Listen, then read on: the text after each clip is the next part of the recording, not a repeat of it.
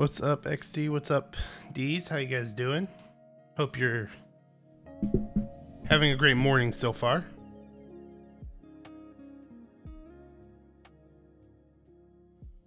Just about ready to get started here. Gotta move my mic a little bit. There we go.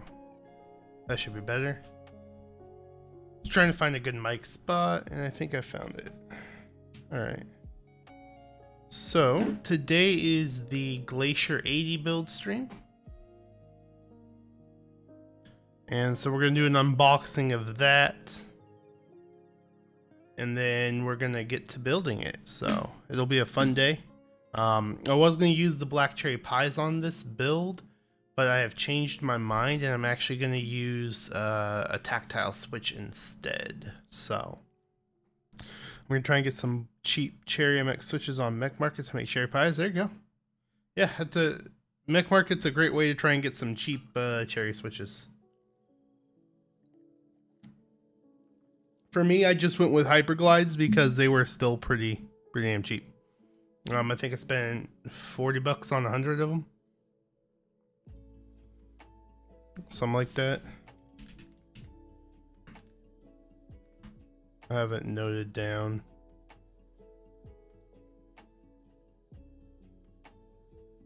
$39. Spent 39 bucks on 100 of them, so I felt like that was pretty good. Novel Keys is also really cheap on cherry switches if you don't want to do Hyperglides.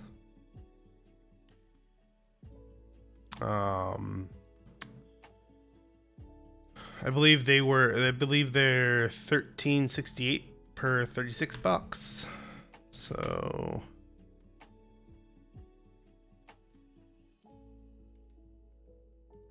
you're looking at 38 cents a switch if you look at Novel Keys. The only reason I went with Divinity for my Hyperglides is because I was already purchasing the J-Wicks there. Yeah, let me put one on.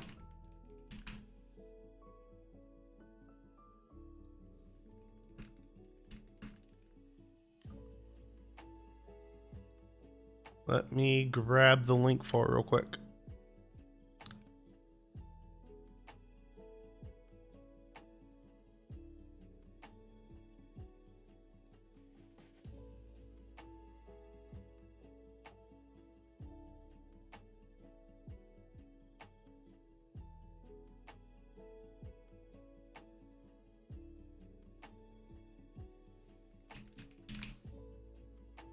Go to my orders.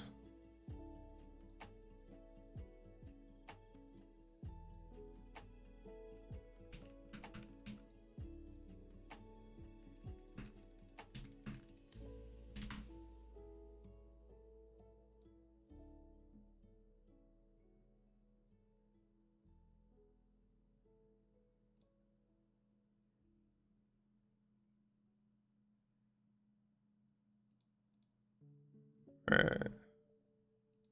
Should be these guys.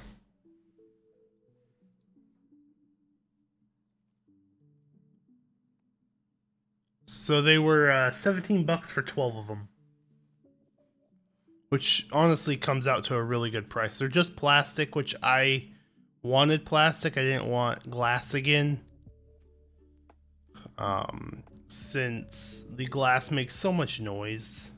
Honestly, I prefer to have just the plastic jars for them. You built your QK65 with Savorites and you're in love. I've heard Savorites are great, so I need to try some myself. Because I've heard good things about them, but I just haven't gotten around to getting them.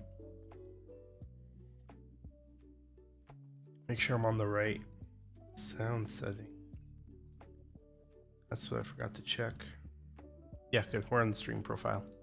I did some sound tests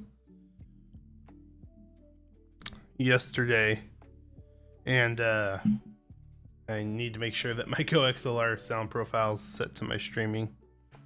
I might get the silvers. They're out of stock. Silvers. What do you mean by silvers?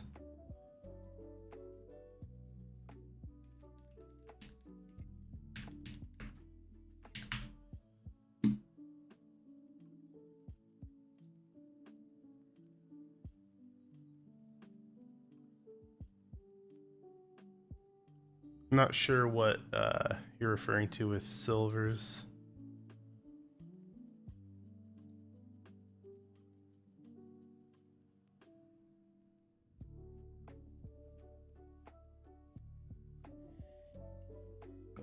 All right, let's change cameras real quick. Let's do some unboxing.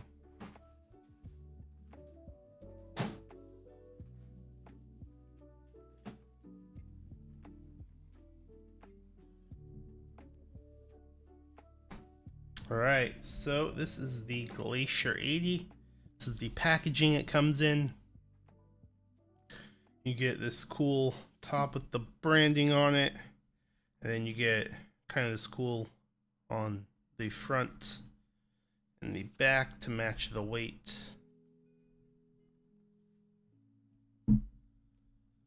MX Silvers. Oh.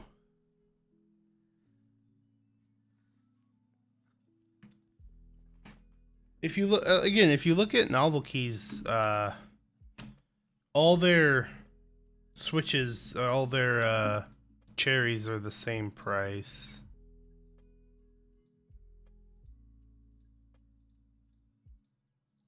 And they're the cheapest if you're not already ordering something from somewhere else.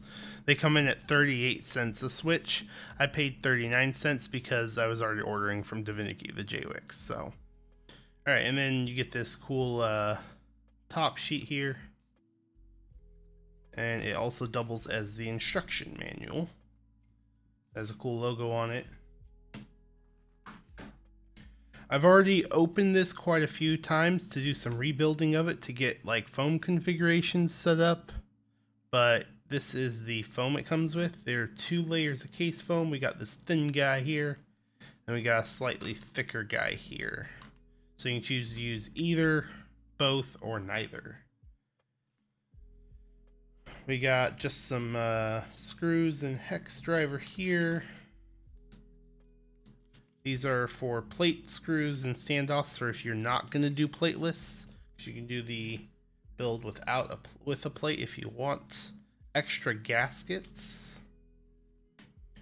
The spacebar plate foam. Let's get into the other foams before we open these. We got 2 thicknesses of plate foam. We got a 3.5 millimeter and a 1.5 millimeter. You can use both, neither, one or the other. It's whatever you want. So many different foam configurations. It has the main PCB main plate foam separate from the aero cluster plate foam, since that is all separate. And then you got another thing of case foam that goes on the back of the PCB, has the hot swap socket cutouts. And then we got PE foam, of course, which is the same. It's cut out the main part and the TKL aero cluster. And then below we got our plate also separated. We have our daughter board here. And then we got our PCB. We got our main PCB here. And then we have our aero cluster PCB here. Like these are separate, helps give you a lot of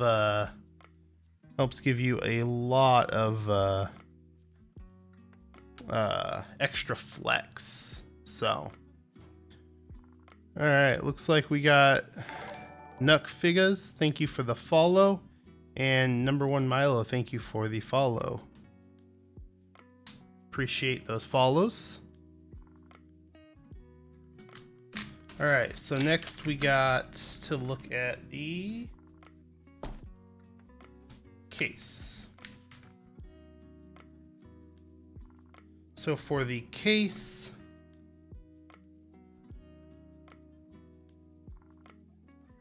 we got the navy colored guy.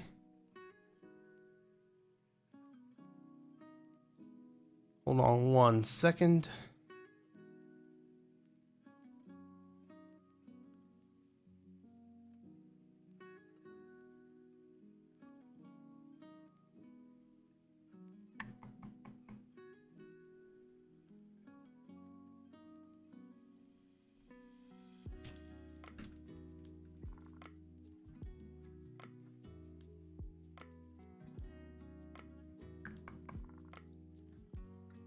Where'd my tools go?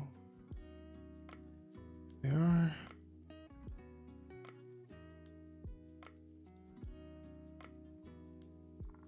All right. Sorry about that. All right. So as I mentioned, we have the navy colored guy here.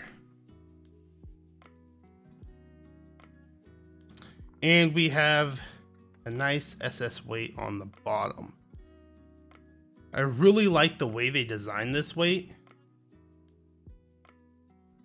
The nice Glacier logo on it. And then a little bit of branding. Some people don't like branding on the weight. I don't mind it.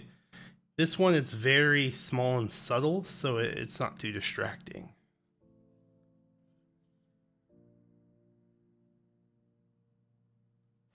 All right.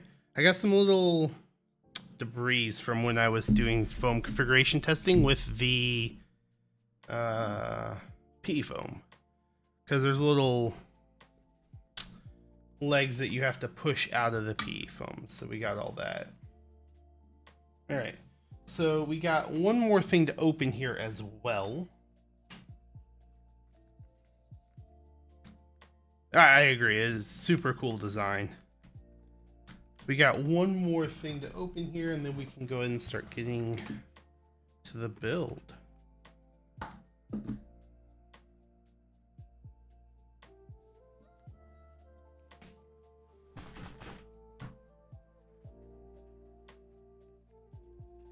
All right, let's go to this guy here. Here she is. All right, so we got our extras here.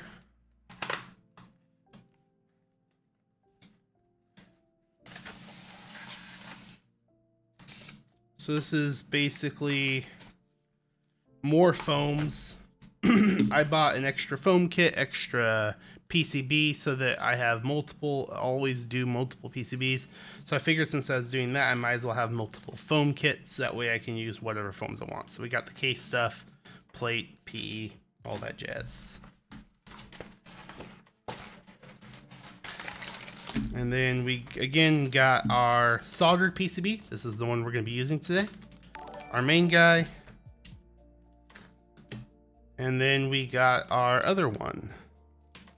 Our TKL Aero Cluster. Average Binksu, thank you for the follow. Really appreciate that. And then Aero Cluster foams.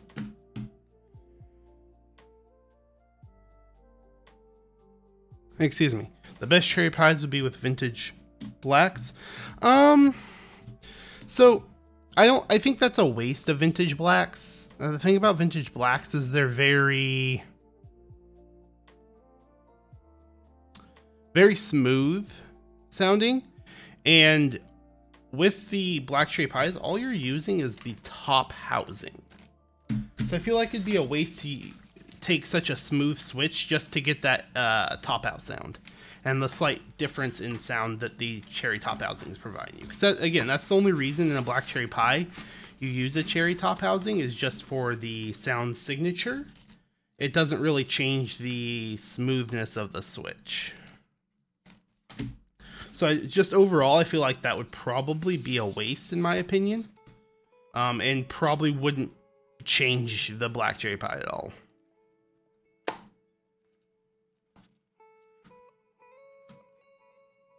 It's just my thoughts. All right, so I got a PCB here. We've already tested this once, so I don't feel the need to test this. I tested it when I got it.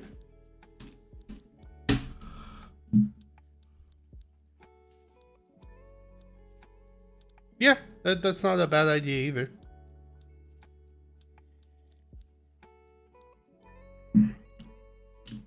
That's not a terrible idea. All right, give me one quick second.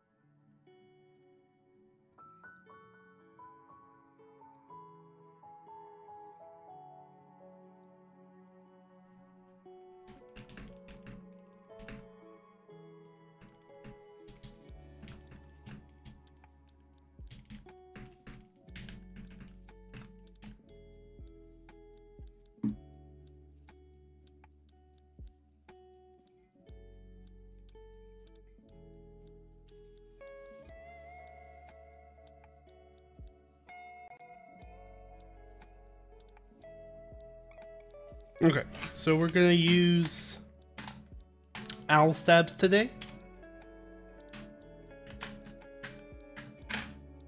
Get the music down just a hair. There we go. Average Binksy, what's the thockiest switch I've tried? All right, so when you talk about thocky switches, everyone has a different, I guess, idea of what thock is. It's a very dependent word on the person. So that for me, I don't really chase super thocky builds, but if I had to say the thockiest switch,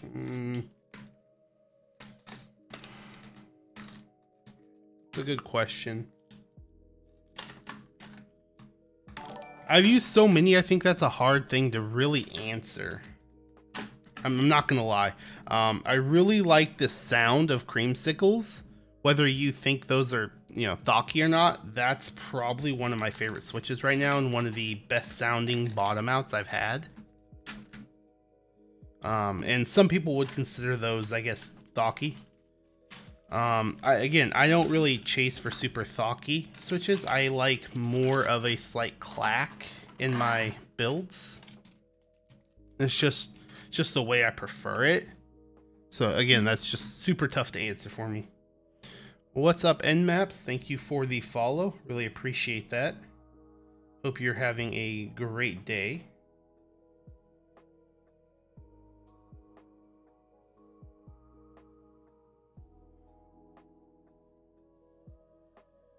Yeah, that's the tough thing. Everyone's always like, oh, I want a thocky switch. I want a thocky build, but that really changes depending on who exactly you're talking to. Everyone has like a different interpretation of what they think thock is. It's not necessarily just this one thing that, you know, is always the same meaning when everyone talks about it. So.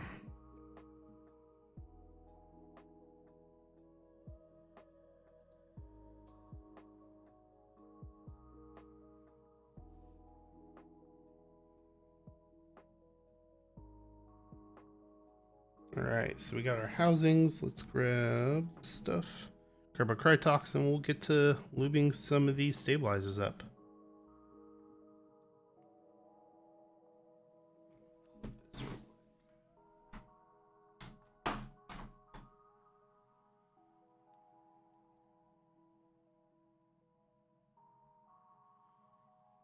With how bent up this brush is, I think I'm getting right to about needing a new one. This guy is definitely on its last leg, that is for sure.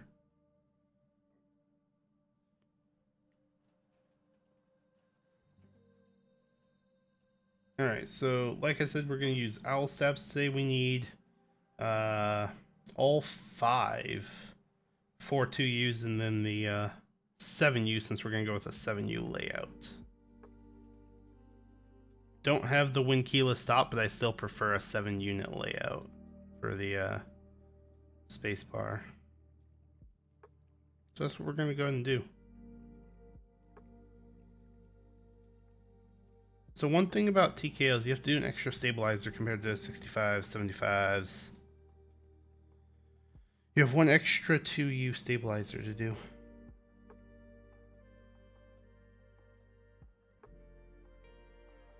This is probably I think this is my 3rd TKO build. Yeah. Got the suit. We've built this once, but that doesn't count.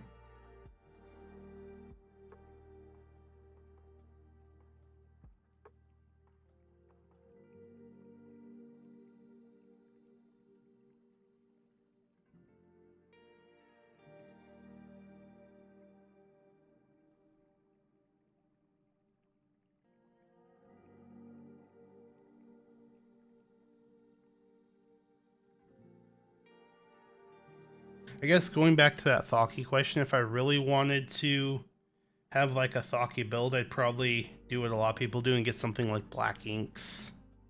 Those tend to get a pretty thocky sound for most people. but those are one of the switches I have not tried out yet. I have too long a list of switches to try.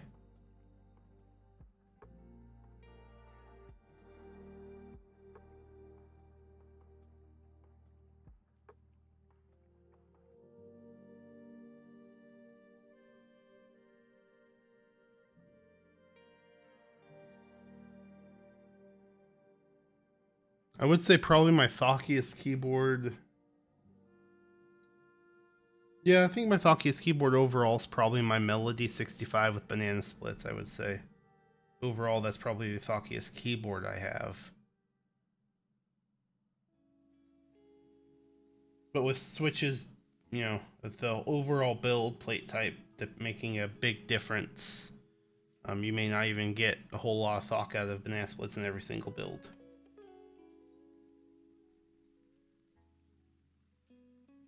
So.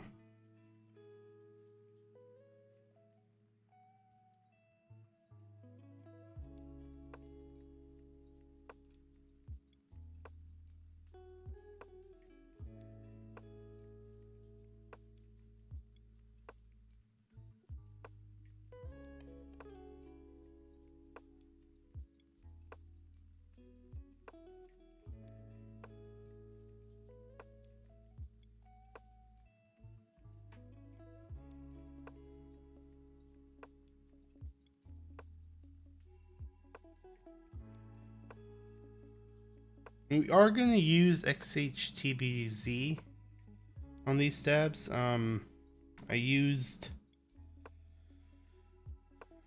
that for the last few builds and didn't have too much issue with certain stabilizers like I was worried I would, but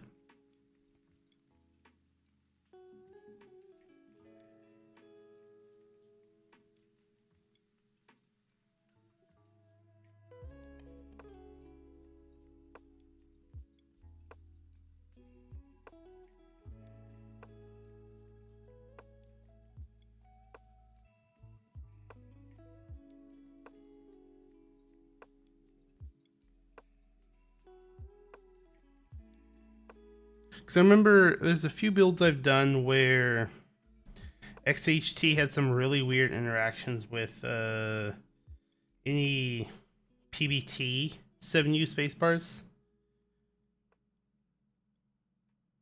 I am wondering if I overlubed them, but they feel perfect with any ABS spacebars, so it's a really weird thing. I don't know if it's just the specific stabilizers, the wires, or what's going on with it. But so I had a bad run-in with some XHT for a while and a few builds, so I cooled off from using it and just stuck to Krytox 205 on my wires. But I think we are gonna definitely go back to using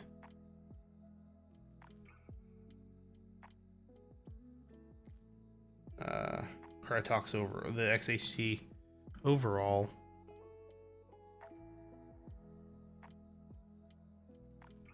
Really like how it turns out with the Owlstabs. Typically get a really good tune out of the Owlstabs with them.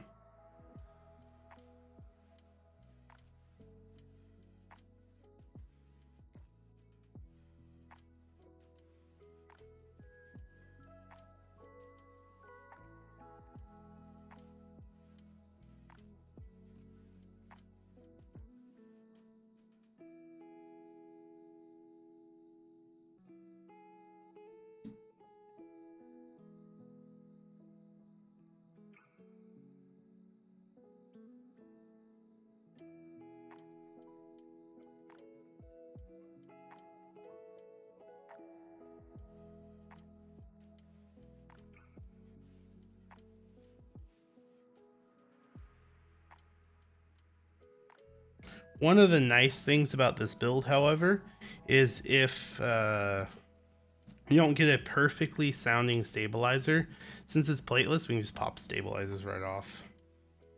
That is the one very convenient thing about a plateless build. So I may not even test out the stabilizers too much, just because if I do need to go tune them with XHT, typically you want to take them off to tune them. If I do need to tune them, I can just do it after the build's done. It's not the end of the world. Also, why I'm not using clip-ins. I put clip-ins in the hot swap build, and every time I changed the keycaps, the stabilizer just popped right out and was annoying the hell out of me. Otherwise, that's what we're going to use, just the clip-ins, and save these for another upcoming build. But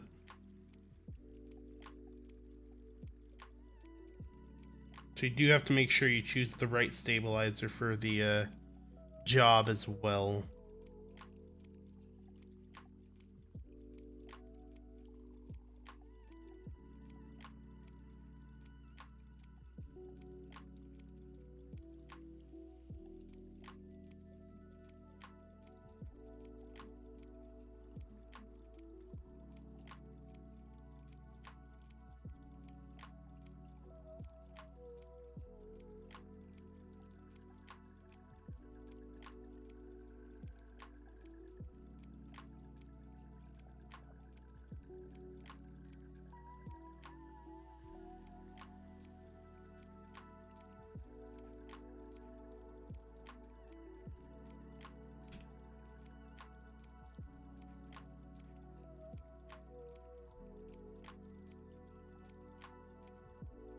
Okay.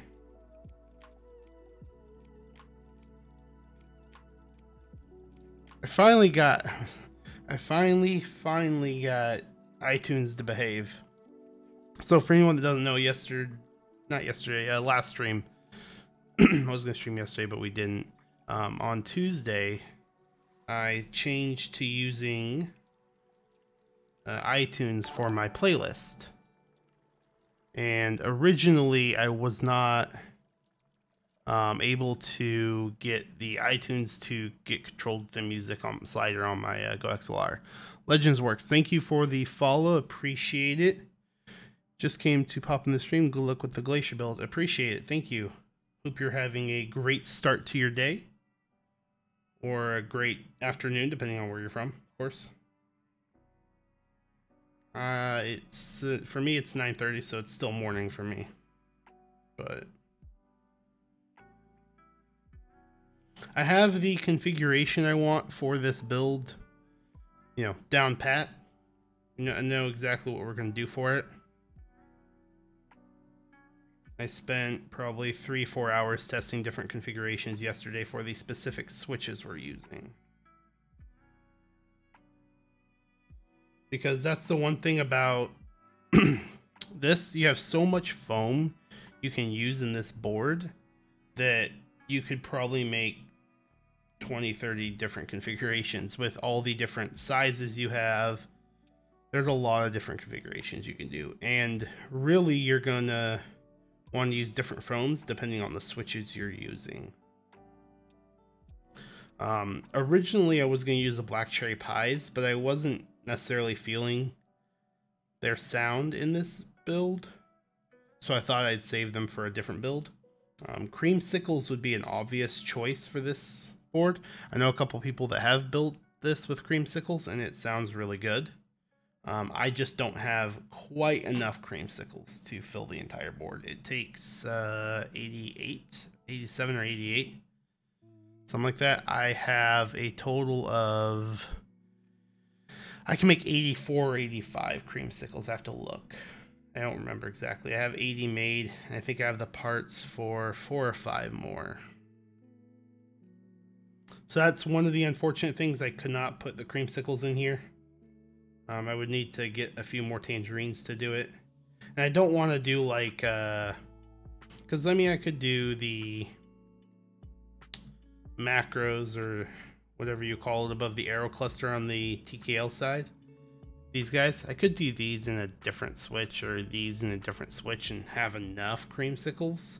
I just don't really want to do that. I would prefer to have the entire board be the same switch. I have contemplated putting a Black Cherry Pie in for the spacebar. That's a pretty popular thing. I have contemplated that because I'm still iffy on if I like the feeling of a tactile spacebar. Can be really interesting feeling. So even on my tactile builds, I have considered changing the spacebar to a black cherry pie. But if I did that, I'd probably do like a true black cherry pie with some parts I have, because I wouldn't need too many to do spacebars. Because it'd probably only be for tactile builds. So.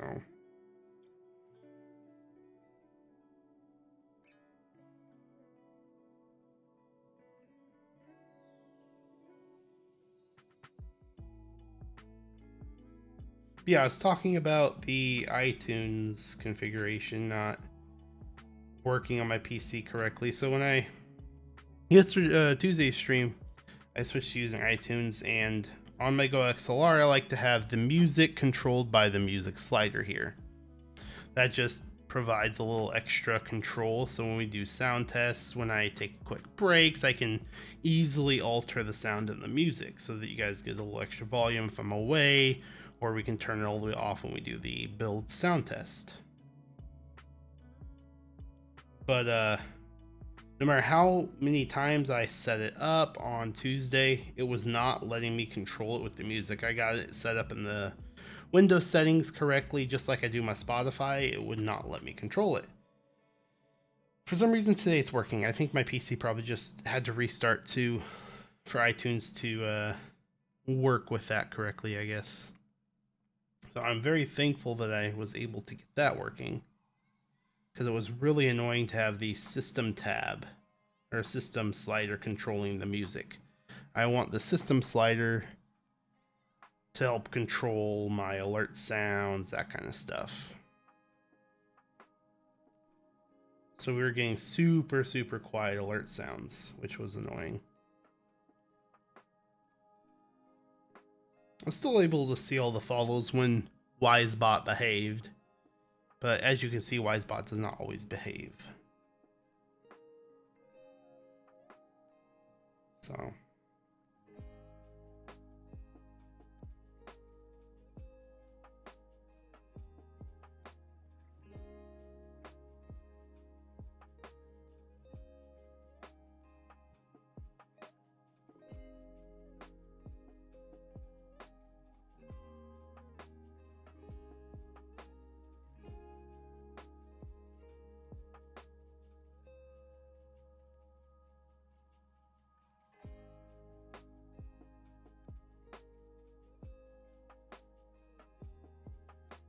Alright, just about done with the housings, and we'll get into the wires.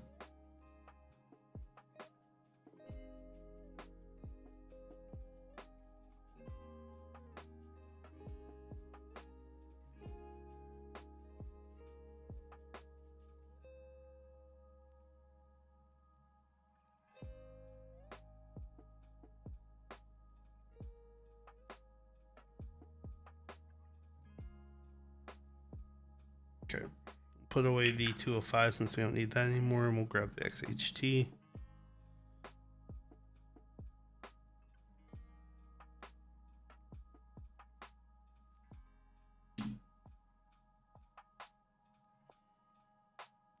So as someone mentioned, we were talking about black cherry pies. That's the original switch I was planning on using for this build. I built a excuse me. I built a more budget version of black cherry pies.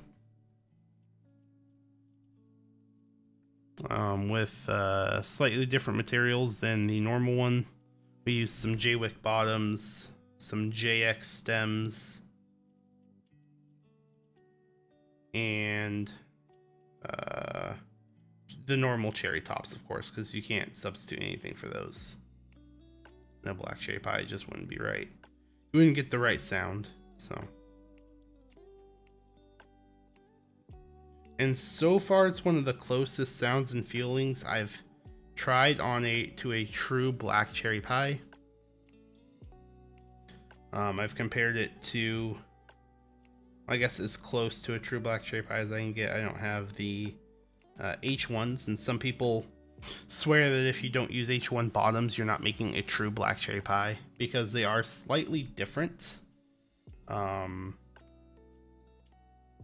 The H1 bottoms aren't quite nylon. They're a slightly different material that's very similar.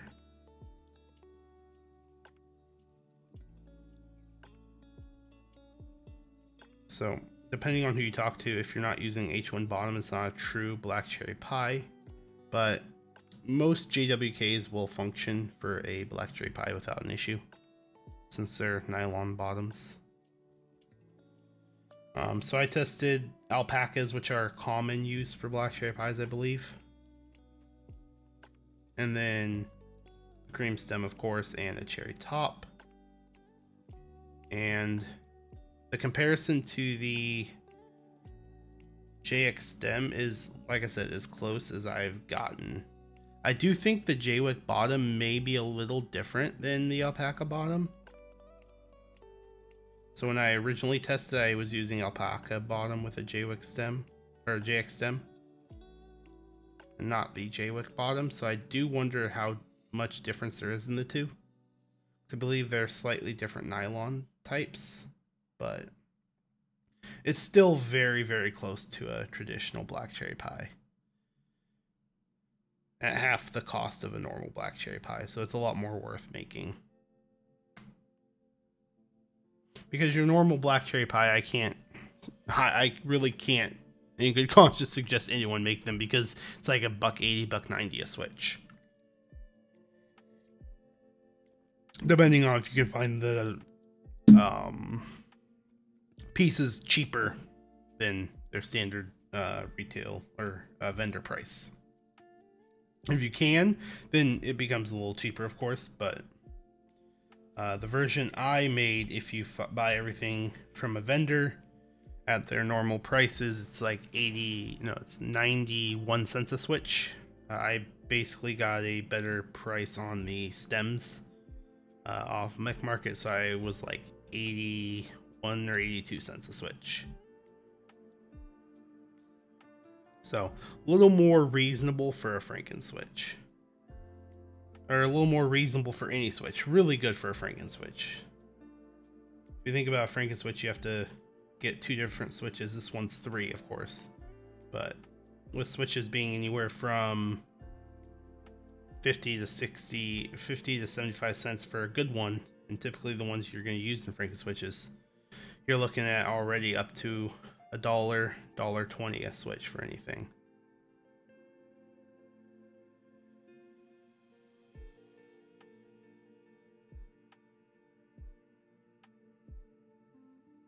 Like, creamsicles are a fantastic switch. I really enjoy them. But those are going to run you a pretty penny, because creams and tangerines, especially the tangerines, can be hard to get.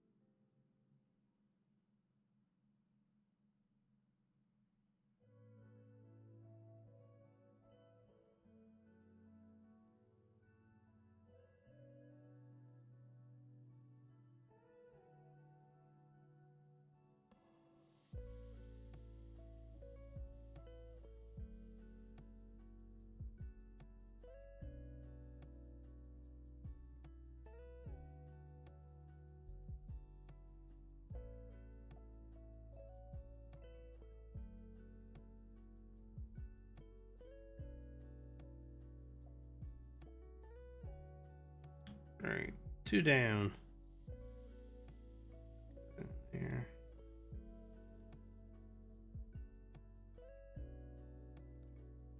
Gotta make sure we're putting them in the right way. Every stream the last month, one of the stabilizers, the stem's not going the right way.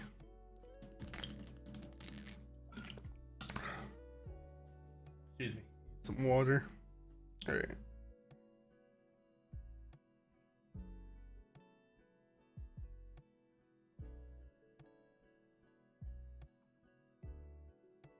That's a little clogged up there. Let's try and fix that.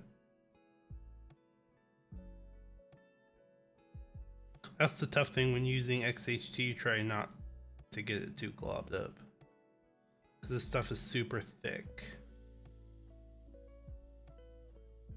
A nice big glob like that's gonna really ruin the feel of the stabilizer.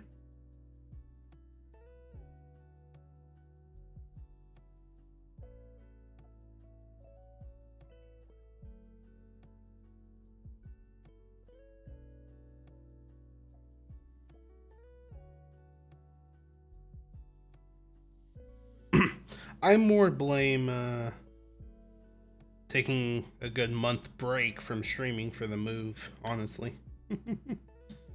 The whole concentration aspect of concentrating on the build while still chatting is definitely taking some time to get back adjusted to.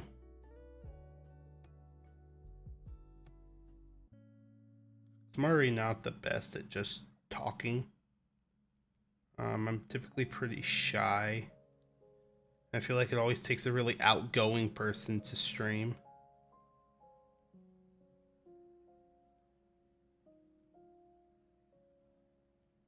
You do have to talk a lot. Not just even with people, but you have to talk just to yourself sometimes too. You don't want some random person to come in and just hear the music, you know, you want to hear them, hear the streamer talking, stuff like that.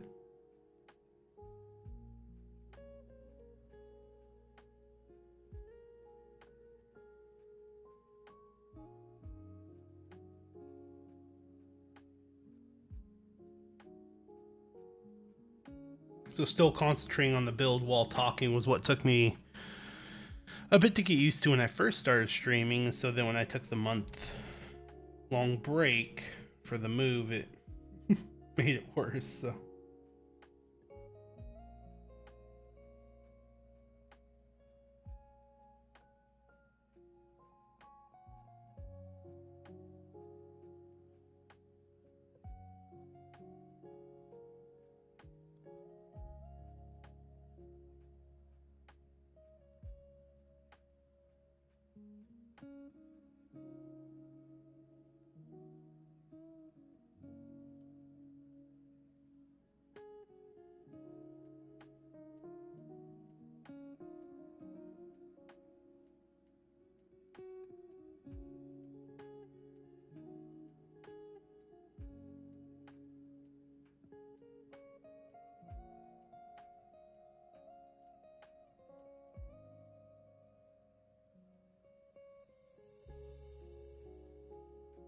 Yeah.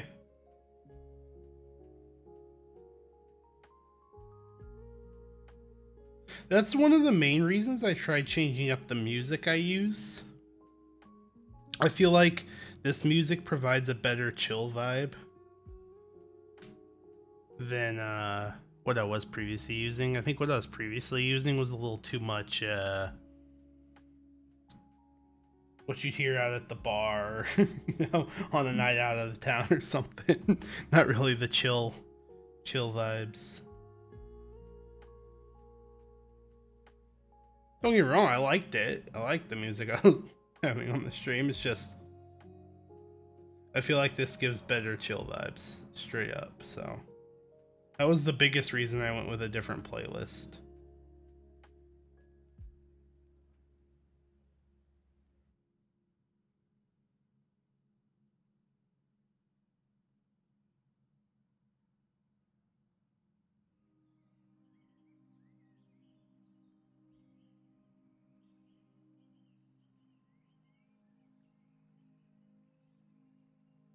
I think that's why a lot of streamers actually even use this playlist, especially on like makers and crafters, or just chatting if they have music.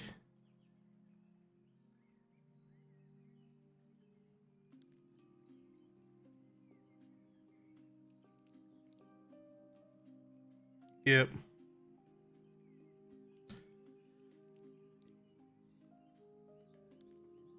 Practice can be. This build, luckily, I've already put the case together a few times, so all the gaskets are already on the case, so don't have to worry about that. So this build's gonna be a little quicker because of that. Don't have to spend nearly as long on the case. Yeah, glad you like the music. I actually really like this music too.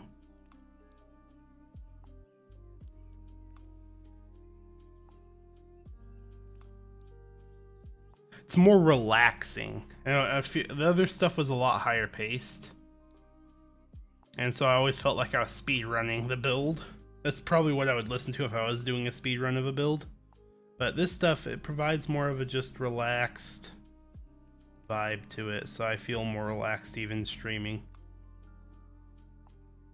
I'm sure people watching feel more relaxed with it.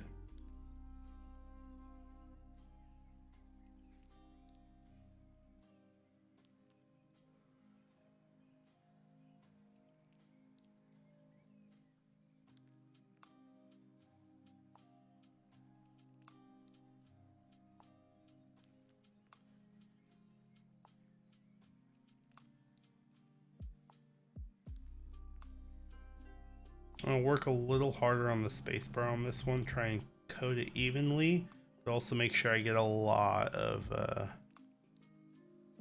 Krytox on here so we don't get any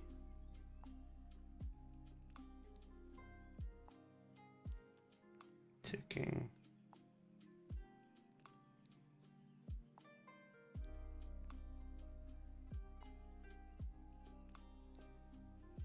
I want a lot, but not a lot, you know what I mean?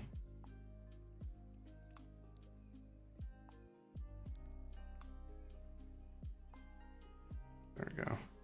That should be good.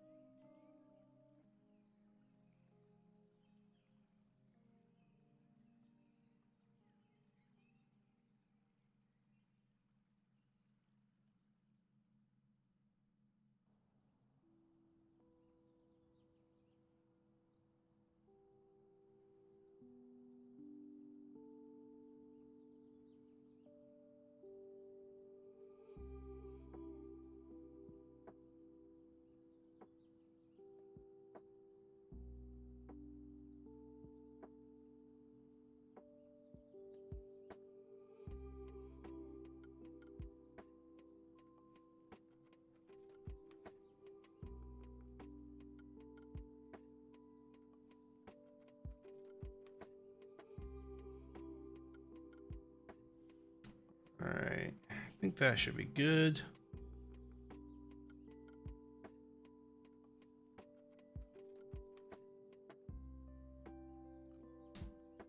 Awesome, so we got our stabilizers done.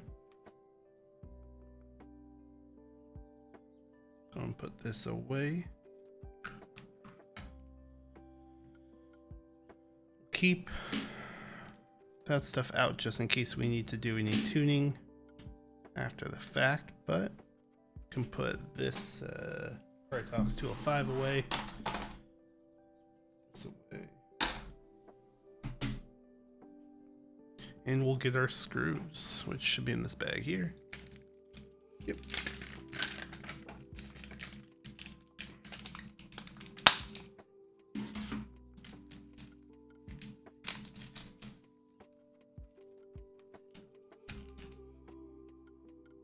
Two, three, 4, 5, 6, 7, 8,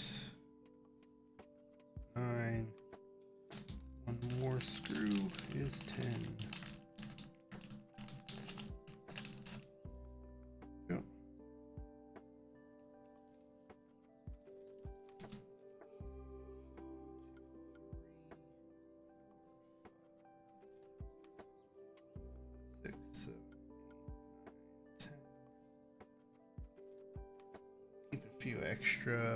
keep a few extra washers around. Only thing I don't like about the Owlstabs is the washers they give you are clear. Sometimes it can be a pain in the ass to find them on your PCB, on your Deskmat. It's cool because you don't see them on the PCB. It's kind of nice, but finding them on the Deskmat can be a little tricky. All right.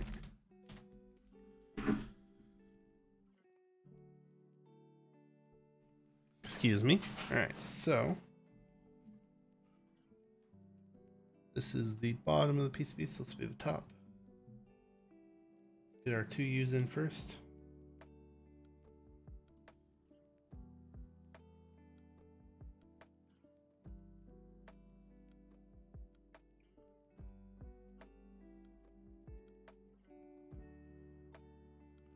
I think I have the correct bit already out, but let's double check.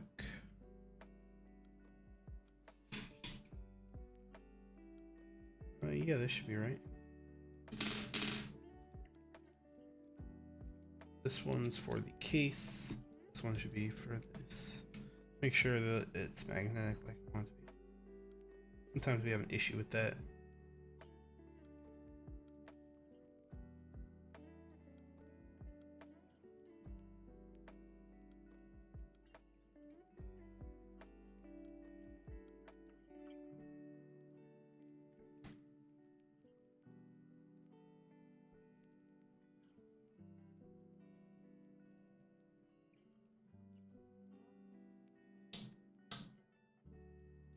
I think we are just going to pull out the easier to use screwdriver when not using the automatic. Need to charge this thing. It's dead. Dead as a doorknob. That should be.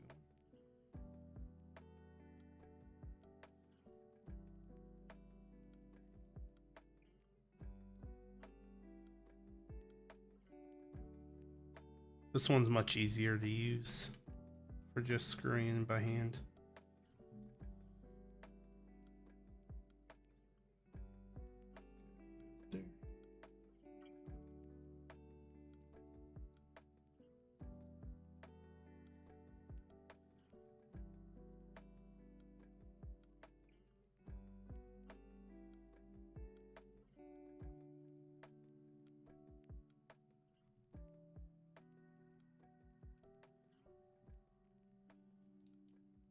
I got the WoW stick, not necessarily because it's electronic, but I got it because of all the nice attachments it comes with too. I only about half the time actually use the electronic portion of it.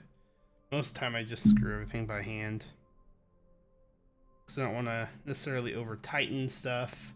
Even though it does a good job of preventing you from over tightening, I still don't like risking that. And then it's some cases you barely get the bit in there, and so I don't want to risk damaging the case from the bit or the end of the screwdriver.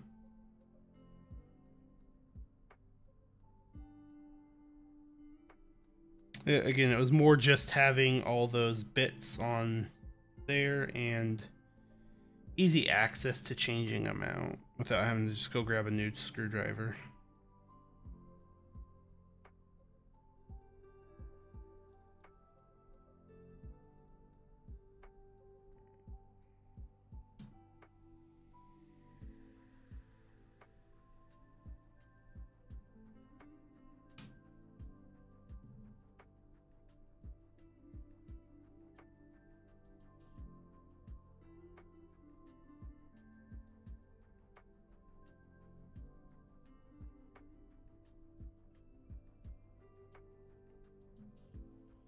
Get the left shift on, and then we'll get the spacebar on.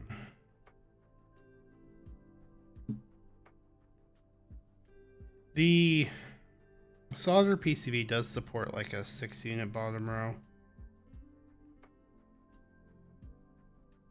The hot swap only supports a 7U bottom row, but I prefer that anyways, so that's what we're using. The 6U is Only supported on the solder because the hot swap has to work for WinKey and WinKeyless tops. And so they just did it that way, I guess, instead of adding more hot swap sockets to make the bottom work either way. They just forced even WinKey top users to have a 7U bottom row.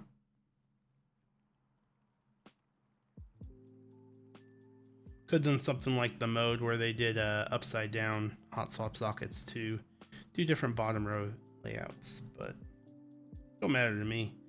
That's why I usually get solder anyways. You get more layout options you do with a hot swap PCB. This is the biggest reason. Even though I don't use a lot of things like split backspace, I don't use a lot of split left shift. If I ever did want to, I have the ability to with a solder PCB though. And of course the 7U bottom row is the big thing. I like changing the bottom row up when possible.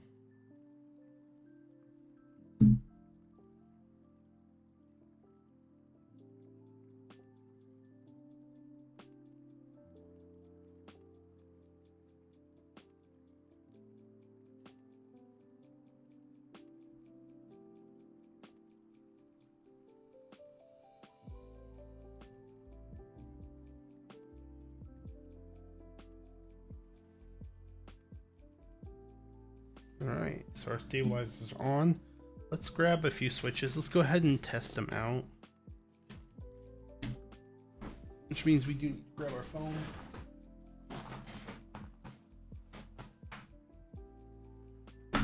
I am just going to use the foam that came with the hot swap PCB because it's all the same. And I already have this stuff opened. That.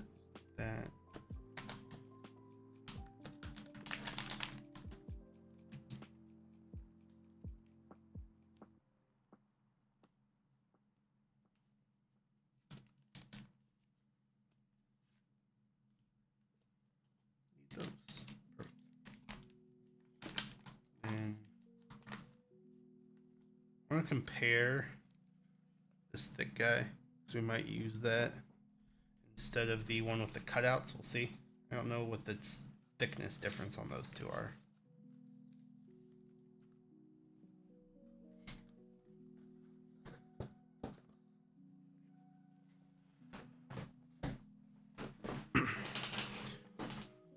All right, so we're gonna plop this guy on. When I built it last time, I liked using the thin foam and then the thicker one on top of it. Yep, lots of foam options. And it's gonna really, what switch you're using is gonna change which foams you use, honestly. That's the big thing. That's why I feel like like this guy, it's really useful to have a hot swap PCB. That way you can really easily test which foams you like for the specific switches you're going to use. It really does change. This foam configuration sounds really good for these switches, but doesn't sound very good for some other switches. They're a little more muted if you use even just linears with long poles. This configuration can get a little muted. Let's go and throw up in the top right corner just to hold the foam in better.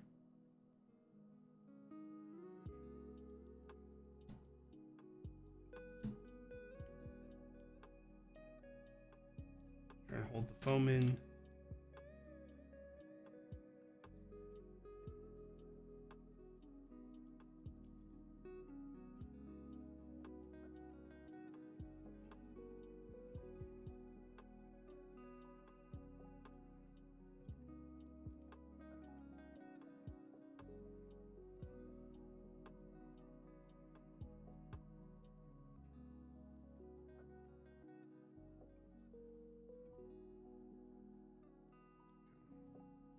And these two foams have to stretch a little bit, like this big one has to stretch a little bit, so you want to stretch it without stretching the bottom one too much to really get it to sit right.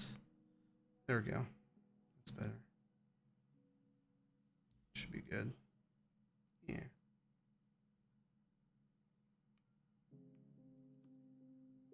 There we go.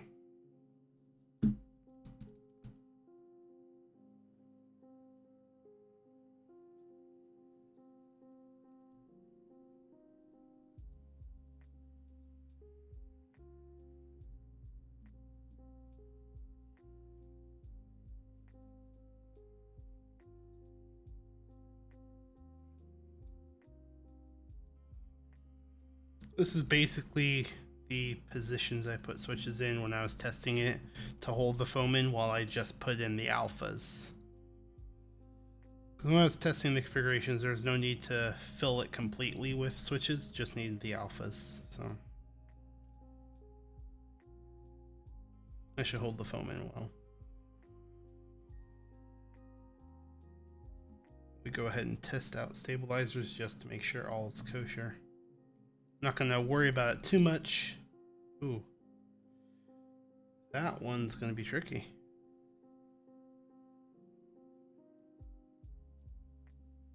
That does not stay in. That does not stay in either. Oh my.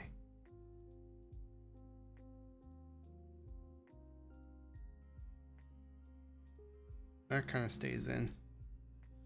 Alright, so when we do that one and that one for the soldering, might have a little bit of work to do.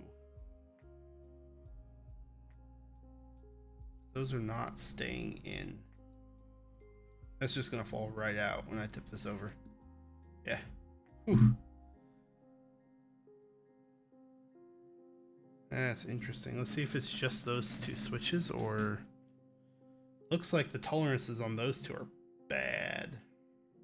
These switches are already a little looser than other options, but the hot swap plate, they fit fine. So, or hot swap PCB, they were fitting fine. So it's a little unfortunate, but I can make it work as long as it doesn't happen on the alphas anywhere. It should be fine. All right. Actually, let me grab some keycaps real quick.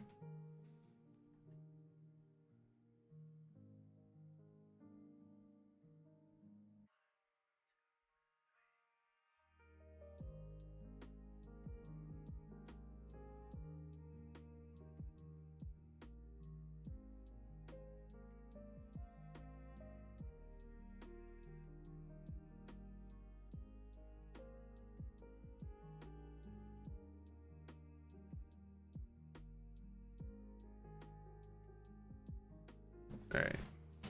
Grab some keycaps so we can test these out real quick.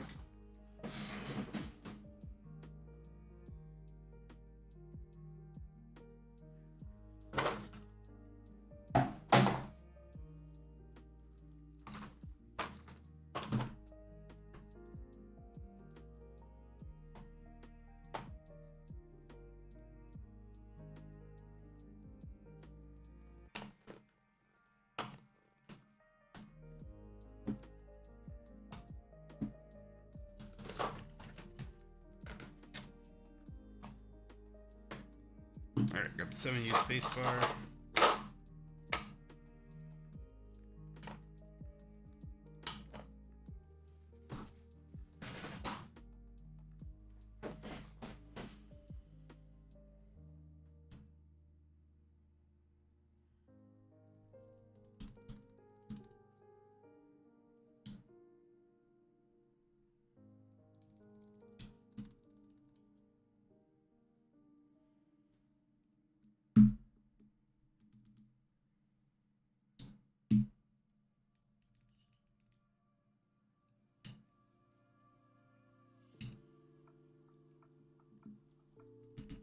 All right, let's listen to these real quick.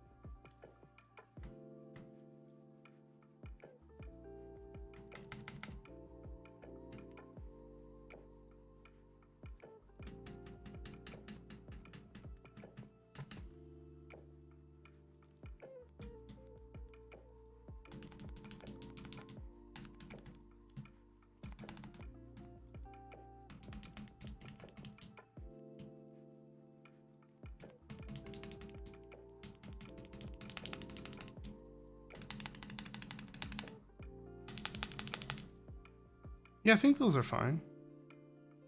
I think those all sound pretty much fine.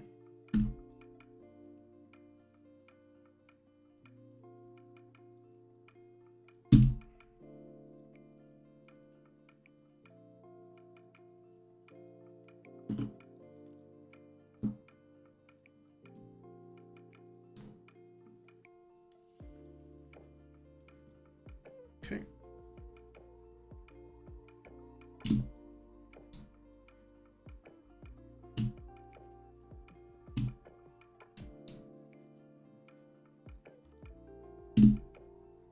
Cool. So let's put those back real quick.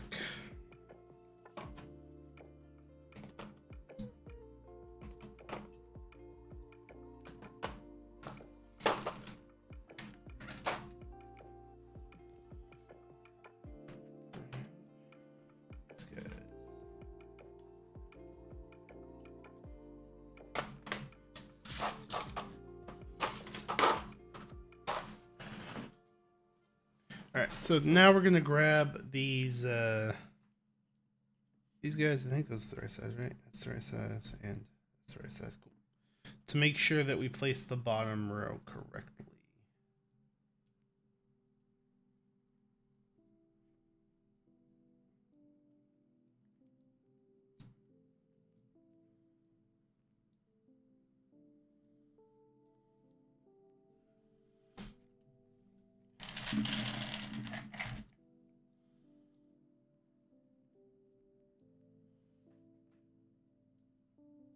Correct. That.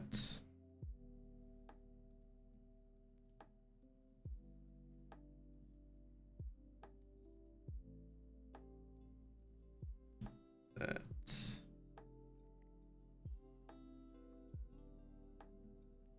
And that should be correct. Oh boy. Don't tell me you're not going to stay in. That would be really bad. Bottom left one doesn't stay in. Looks good.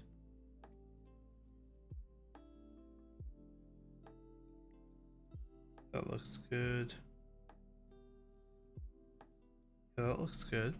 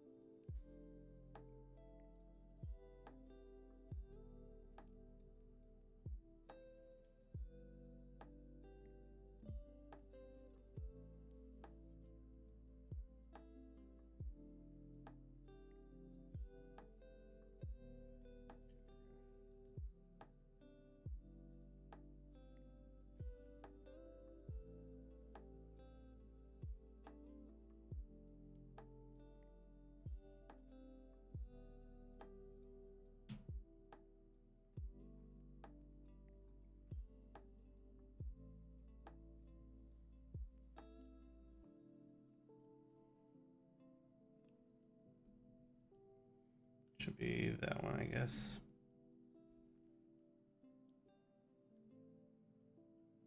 That looks right. Cool. Awesome. So that looks good. Let's just work on getting the switches in here and we'll see what doesn't want to play nice. And go from there, I guess.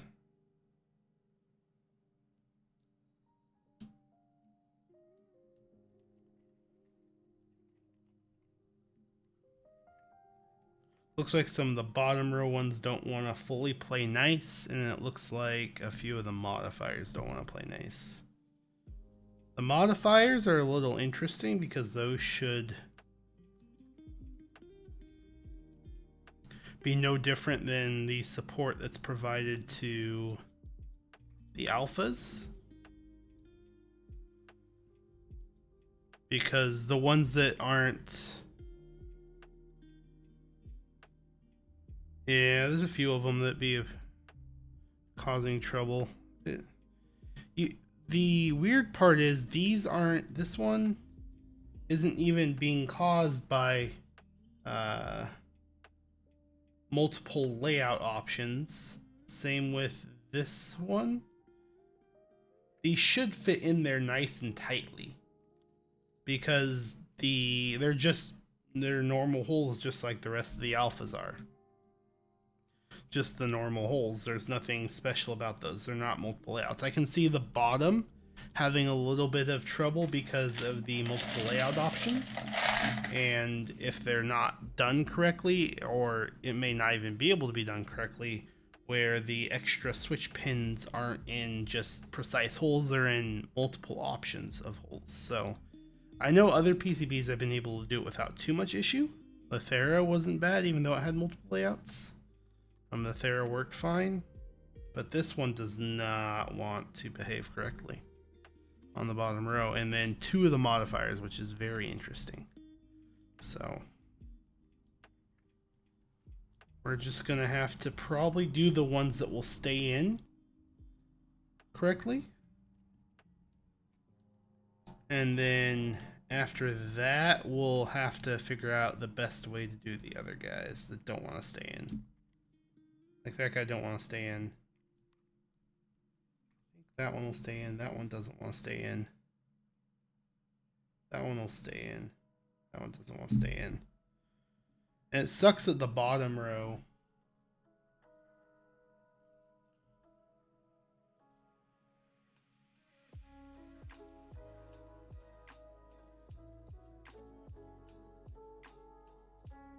It sucks that the bottom row ones are behaving that way because those are always a bit of a crapshoot on making sure you get the correct placement. That one should be. The foam in the back might be causing that one.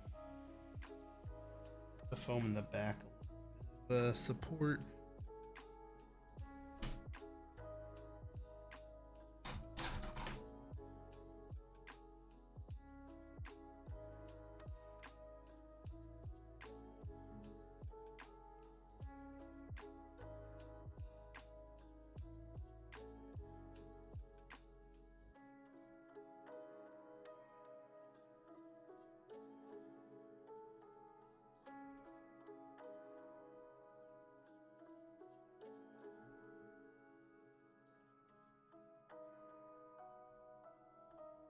There we go. That's better. That one was just having issues because of the foam in the back. It's getting bunched up under the switch. It has a very thin line between the shift and the bottom row right there on the foam. So it can easily get pushed up under it.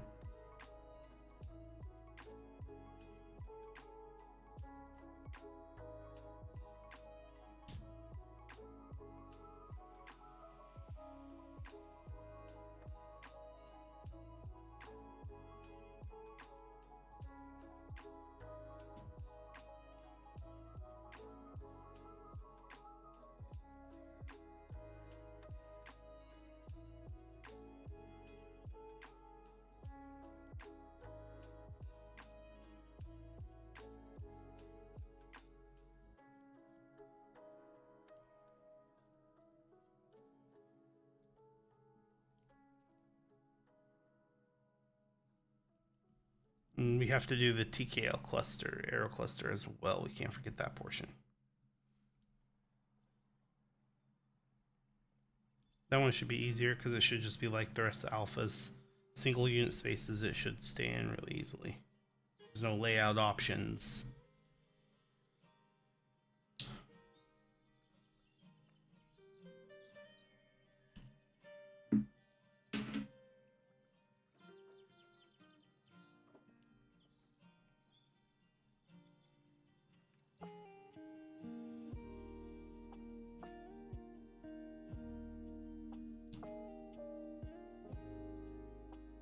So most likely the way I'll do all this soldering is just do all the ones that stay in perfectly fine, and then we'll go through and put the other ones in and kind of hold them in while we're soldering.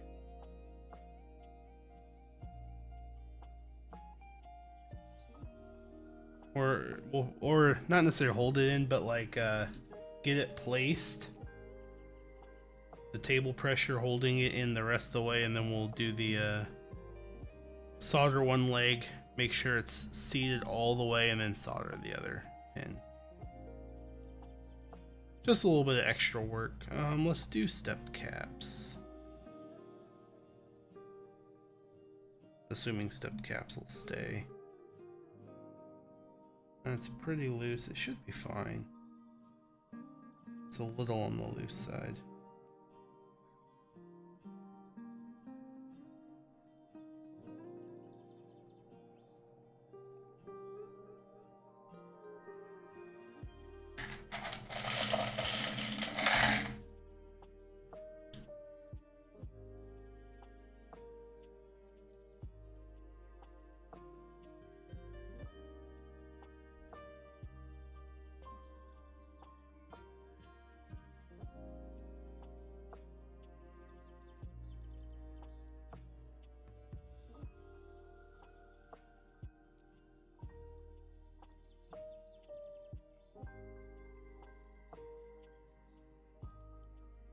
Alright, so we got the main PCB done.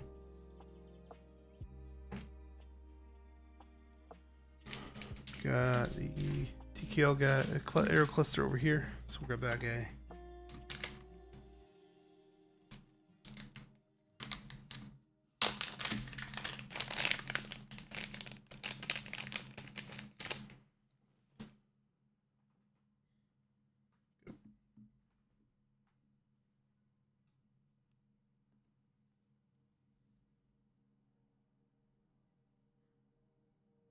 The only annoying thing with the foam on this one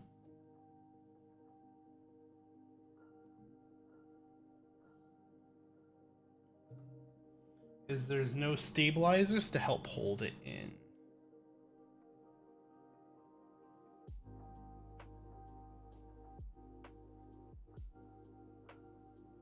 The other one, the stabilizers help hold the foam in.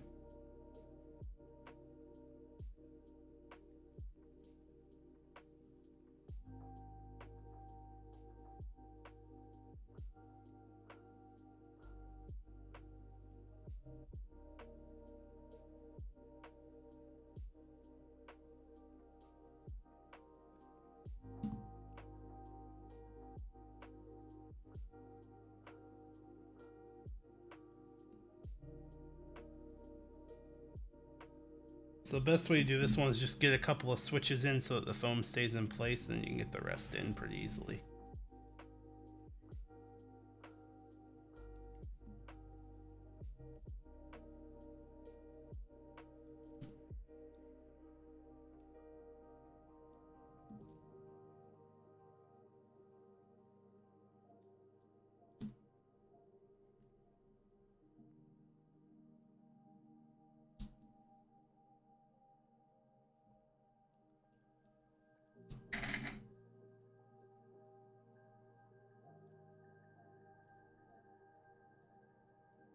It did come with PE foam as well for the aero cluster and the main PCB, but we're gonna go without the PE foam because I actually liked how it sounded without it.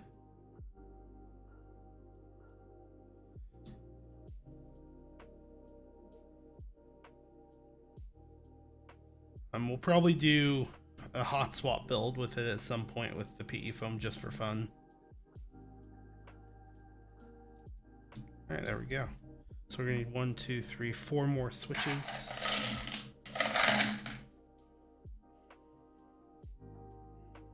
2, 3, 4. Put all these guys back.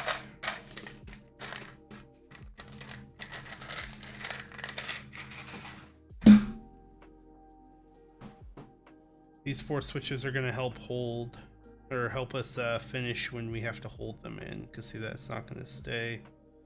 Don't stay. That guy will stay well enough. And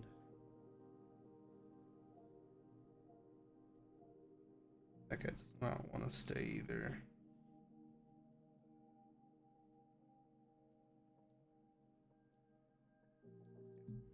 Okay. We'll make sure we're in the right spots. What's up, Vuitton? How you doing today?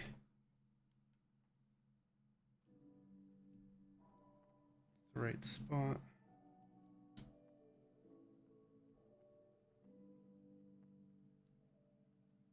Good.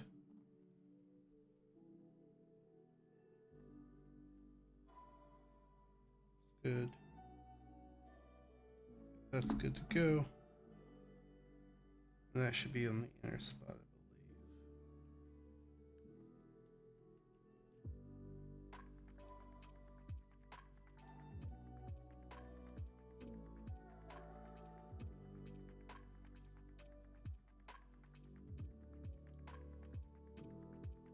That's good.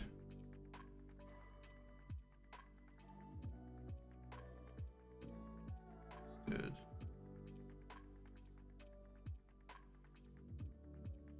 Let's grab spacebar just to double check with the spacebar.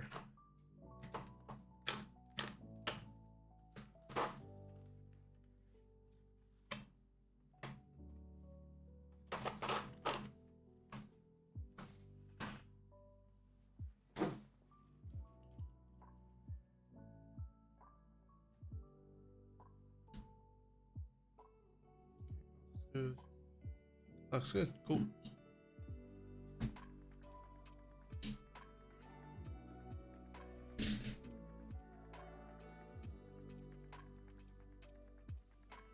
All right. So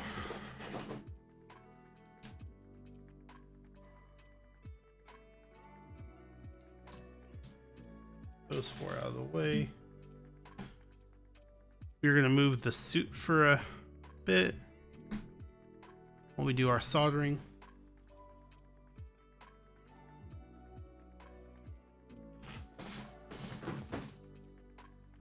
Don't want to get anything on the Mr. Suit.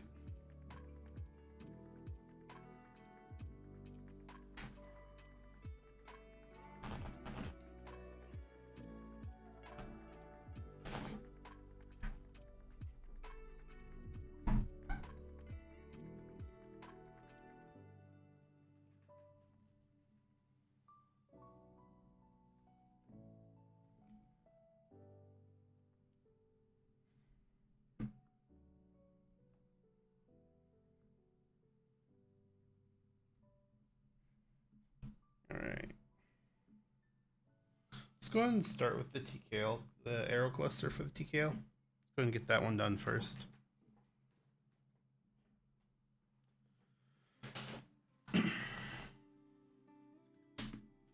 Since that won't give any difficulty, just take care of that guy.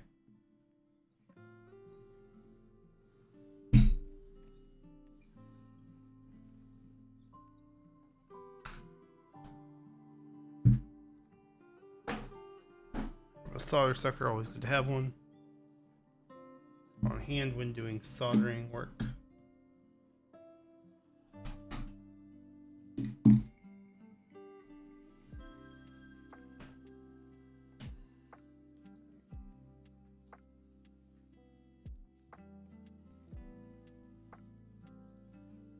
.340. Gonna hear a little noise from the soldering iron fan, a solder fan, but don't mind that.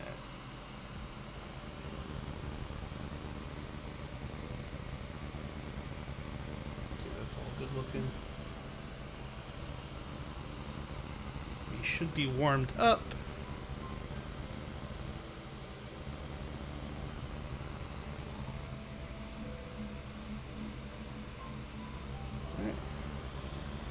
Go ahead and get this little guy soldered.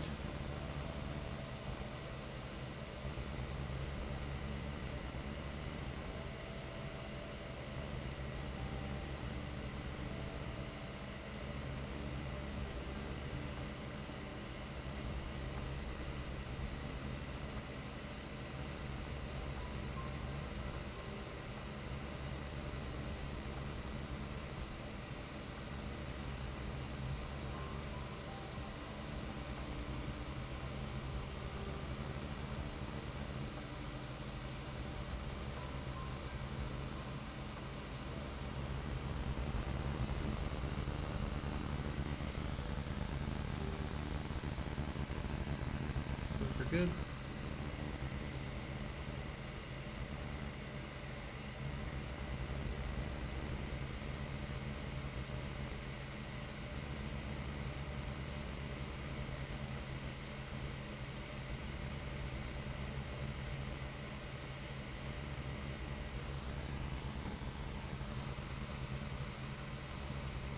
Only thing about soldering this little thing is it's so light it moves around super easy. So small, it's easy to move it. So I can't put much pressure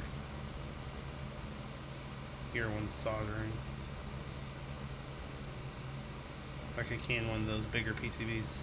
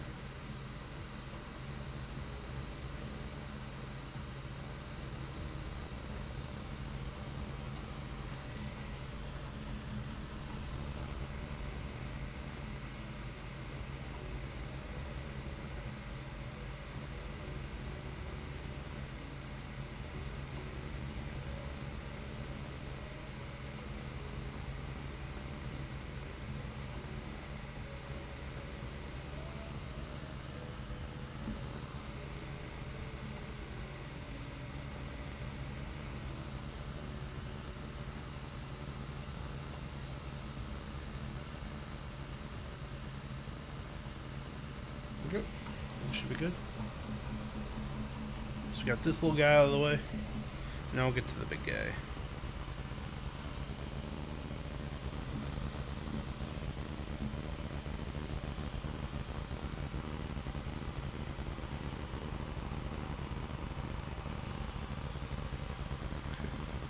Good, nothing fell out.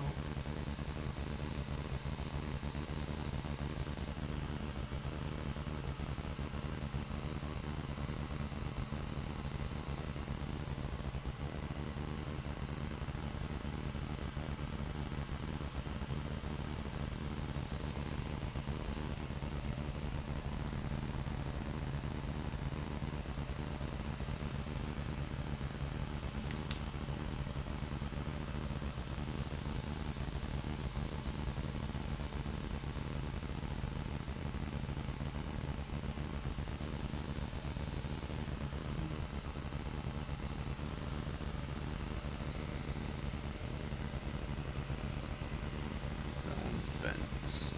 This guy here is bent, so we're going to take care of that. There's this guy.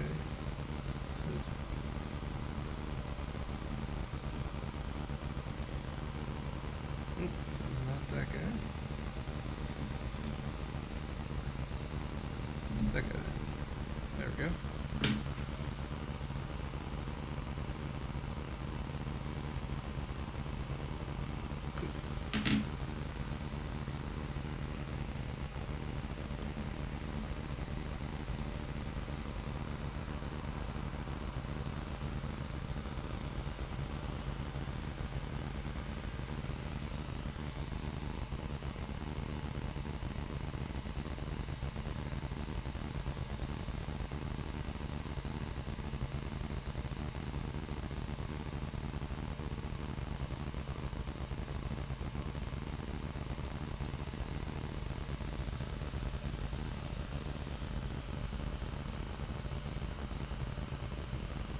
Cool. Everything else looks good.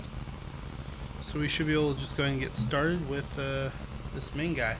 We're going to have to get 4 switches fixed once we're done with the entire PCB. We have to take 4 of them and work on those carefully, but the rest of them should be good with these. So, all right. There we go.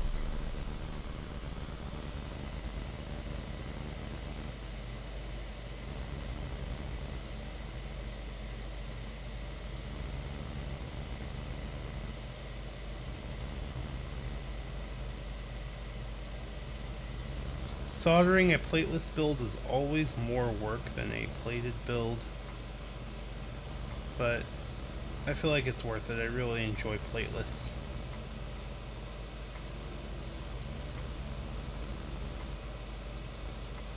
I really enjoyed building the Thera when we did that build stream on the when we did the 2 Thera builds on the 24-hour stream. That's what we did. And then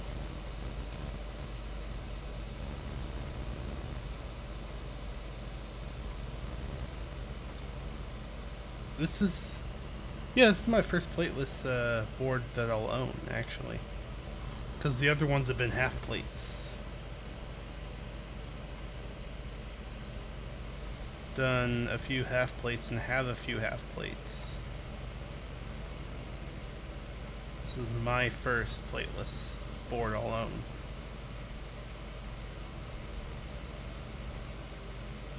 It'll be nice to see if I like half plates or plateless better.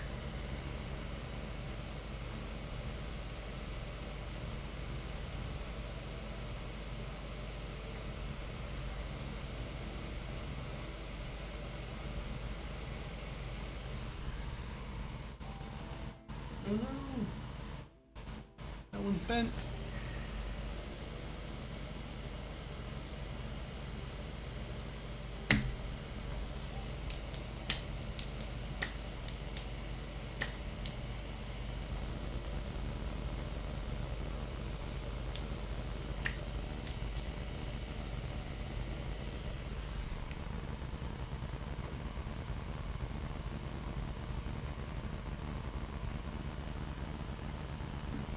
That is why you should always have a solder sucker on hand.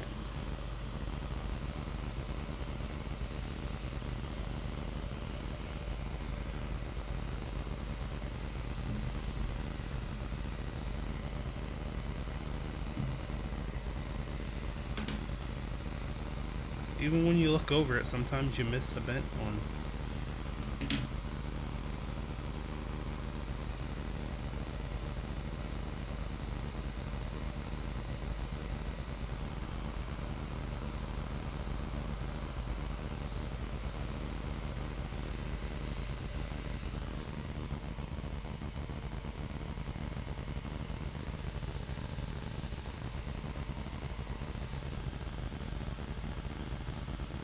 One more quick double check and we'll be back on our way.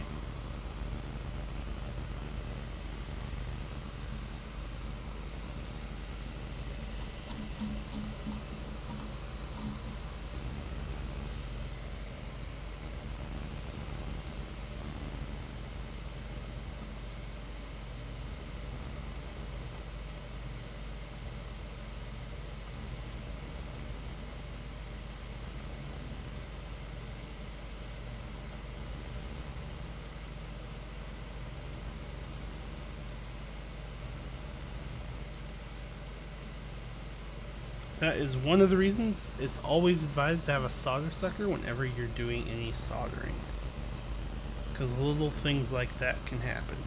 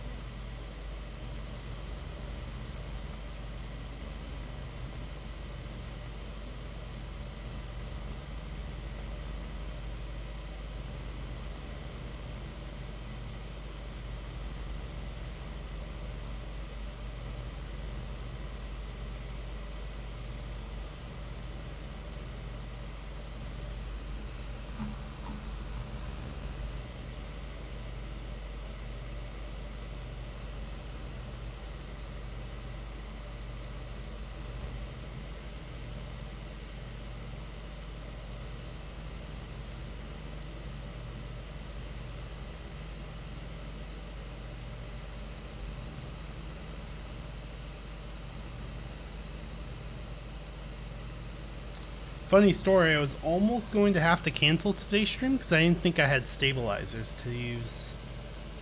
So I did not want to use cherry clip-ins. Because on a plateless build I've had nothing but issues with them. And I realized that I used Duroc V2s on my last build, so I didn't have enough for a TKL of the Duroc V2s. And I thought I used all my Owlstabs. But I remembered that the suit actually comes with Owlstabs. So I had a unopened 80% kit for them still.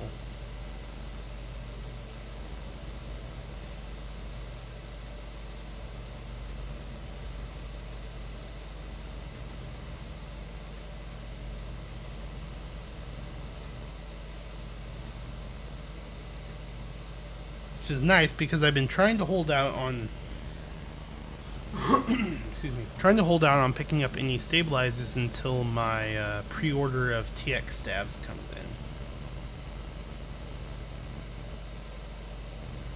in. And I don't know when that's going to be. It's supposed to be sometime like in May. So hopefully there's no delays on that and they get in relatively early in May. I haven't seen much information on them, but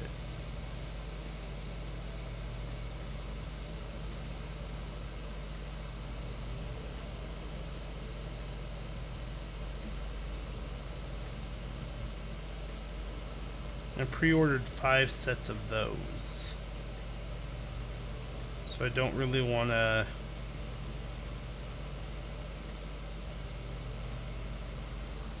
order more stabilizers unless I absolutely have to.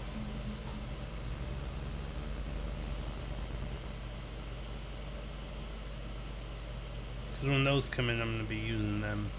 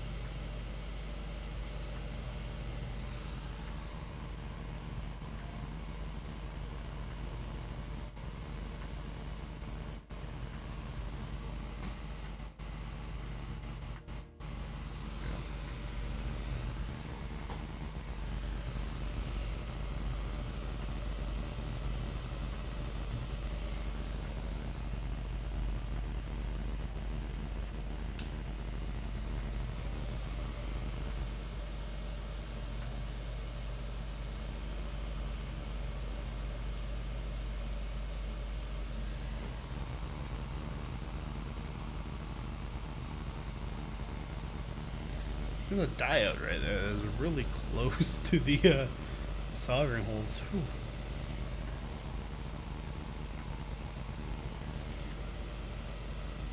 That's interesting.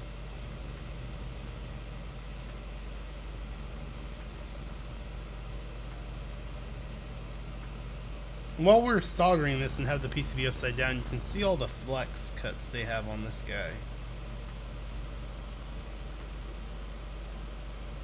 To give it some good flex.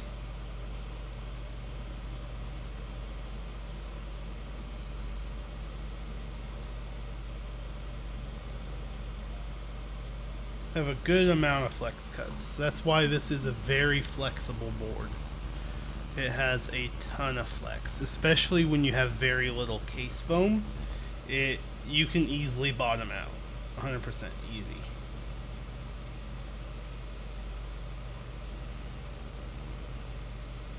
But if you use all the case foam they provide, you get a much stiffer typing experience. Which is kind of why I think one of the reasons they provide all those different foams is so you can configure the amount of flex to your desire, even the sound too, because of course more foam, a little different sound, but you get a different flex in the build too when you use more case foam. So that's why I'm really glad they separated the case foam into such 3 different pieces in differing thicknesses and styles, just to help give you that customization of sound and flex.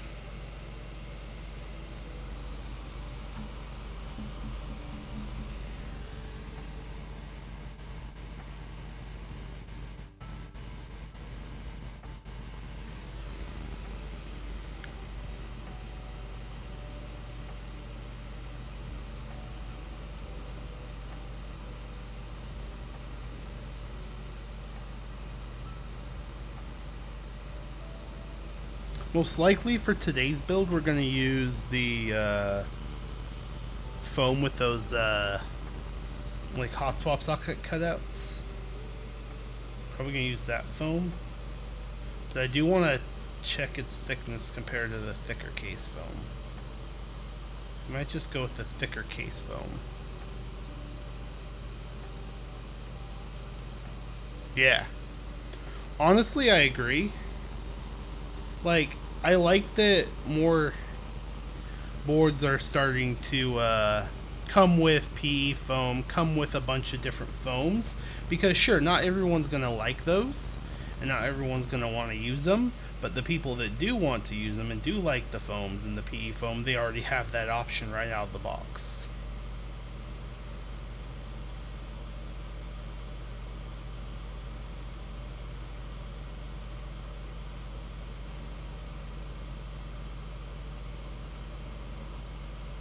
The QK65, which is made by Quirtiky's subset of Owlstabs, they have, you know, PE foam with that board. And of course, it's an Owlstabs subsidiary, so I'm not surprised, but it's nice to see on a budget board coming with the PE foam. The Space80, I believe, comes with PE foam, which is the first Owlstabs board, or not Owlstabs, Gray Studios board to actually come with PE foam.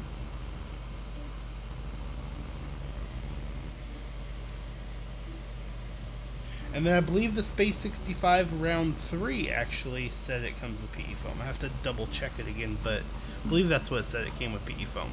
So that's the 3rd iteration of the Space 65. The other 2 didn't have PE foam. So it's nice to see that kind of stuff included in boards. Whether people want to use it or not is their, you know, their preference, their choice. But the people that do like it, they have that there to use.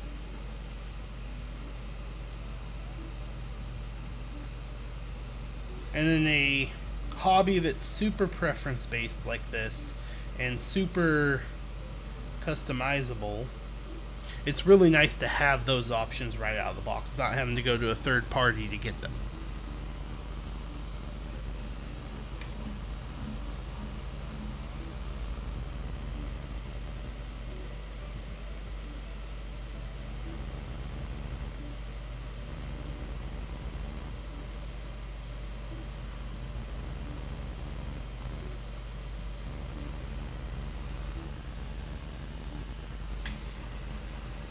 Alright. So now we're going to do some of these switches we were having a challenging time with. So we will start up here. This guy.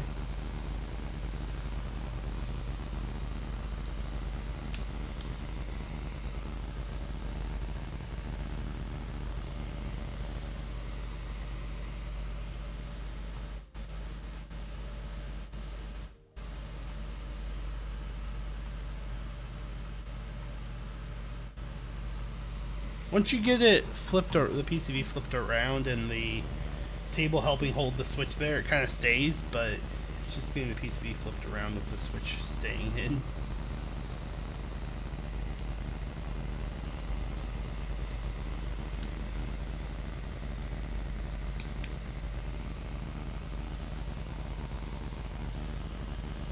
That one's going to give us a little bit more trouble, it looks like.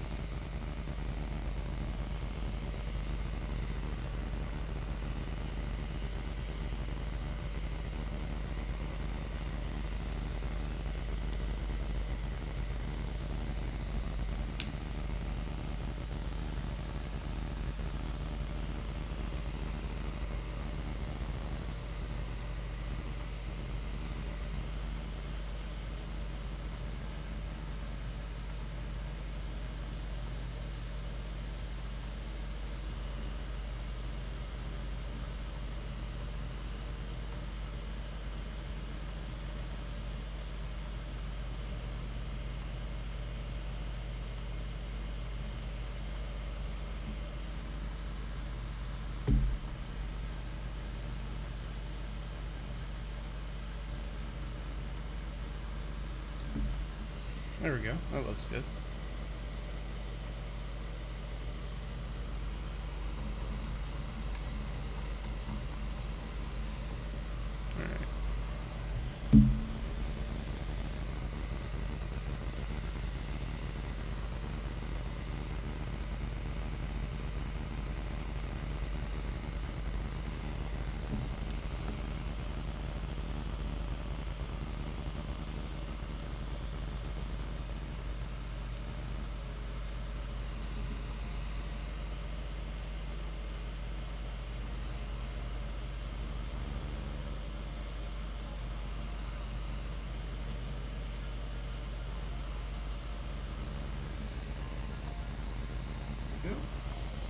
Got that one.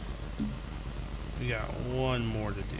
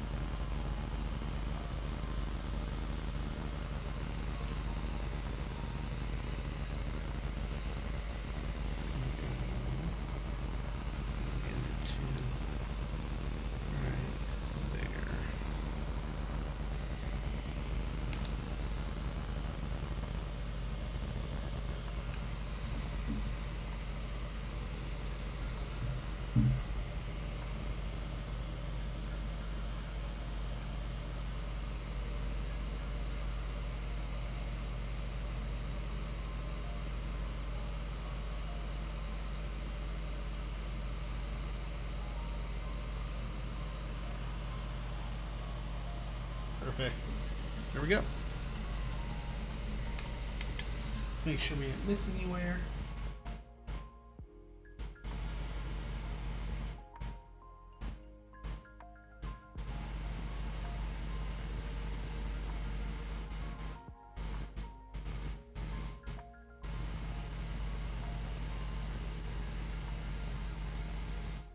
All right, perfect. Looks good to me.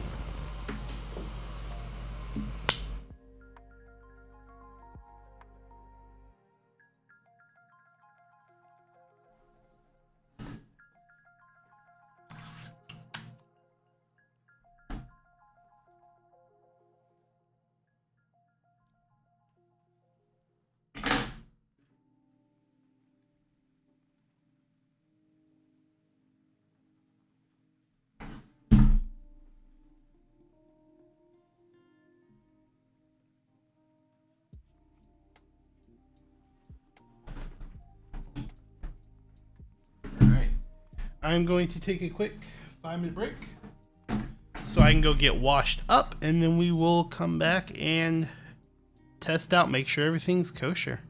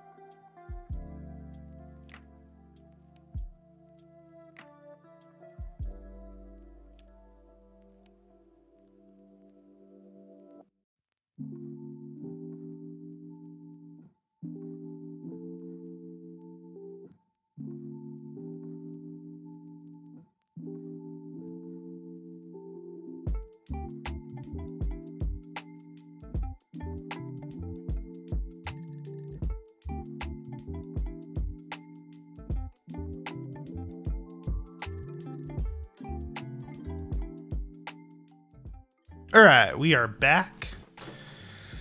Now it's time to get the case put together.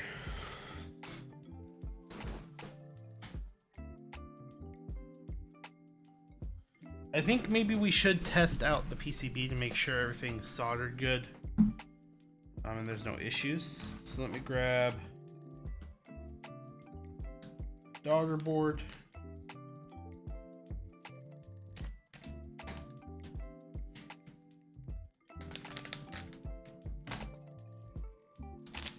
I believe I have an extra one in here.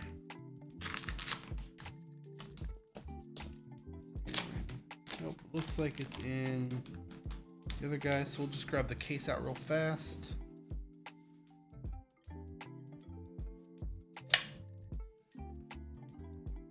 Case out.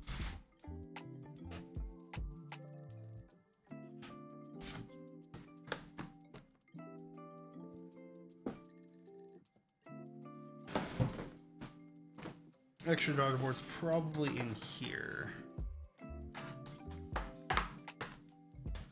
And one of the many little packages we have in here. There it should be.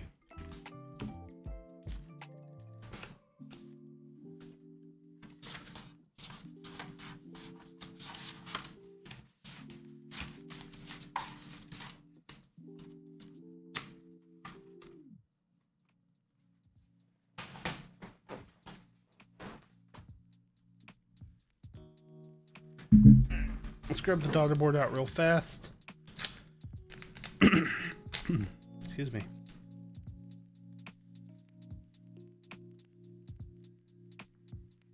Another one of those cables. I have one already, so we'll use the one that's already out. Excuse me. Need some water real quick.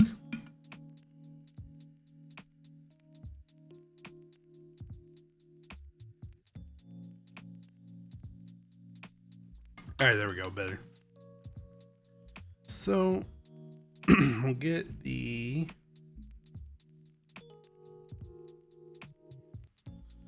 TKL cluster connected.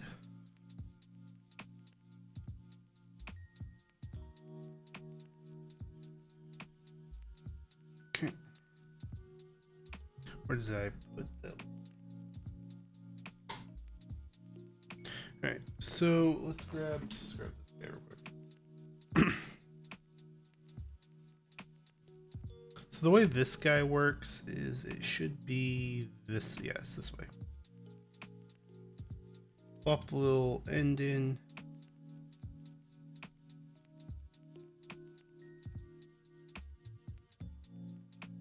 Then clamp it down.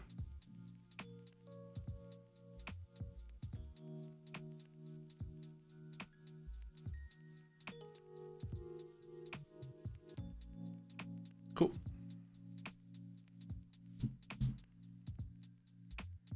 Then we'll get the motherboard connected. Bottom. Cool.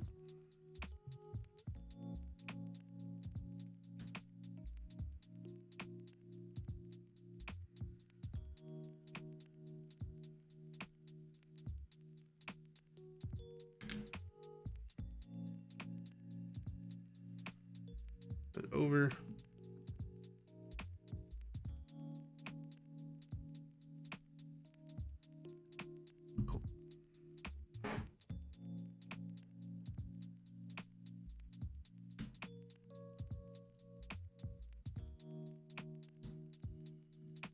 Pop open via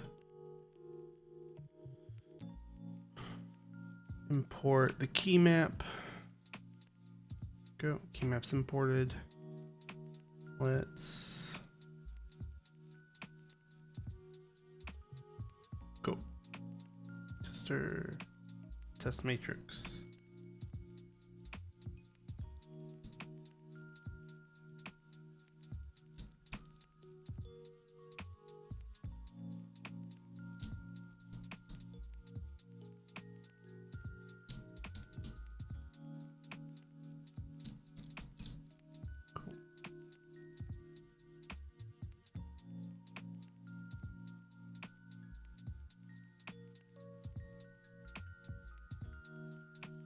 Cool.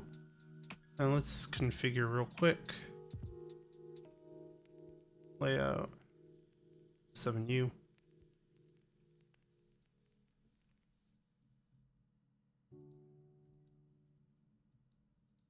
Cool. Excellent. So that's all good to go. Let's get that unplugged. Get this flipped around again.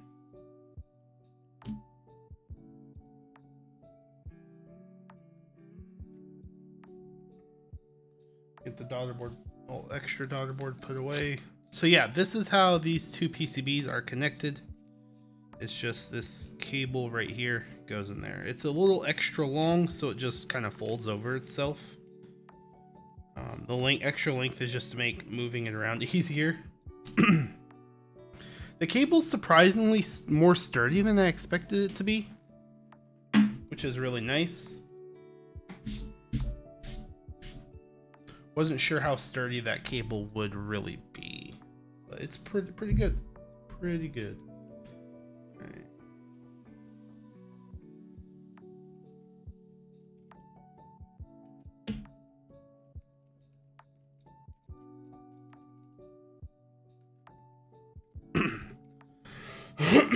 Excuse me. For the case, we just got 8 screws, 4 on bottom, 4 on top to take off.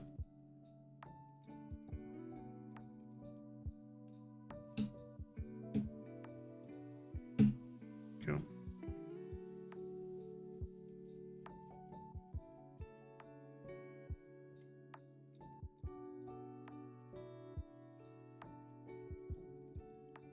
This screwdriver and bit is barely long enough to fit in these top ones. They're so recessed that it just almost, the screwdriver just almost touches the bottom case. Not quite, but it's dang close. So that's why I prefer to hand undo these instead of using the electric portion, which is what I was mentioning earlier. Okay.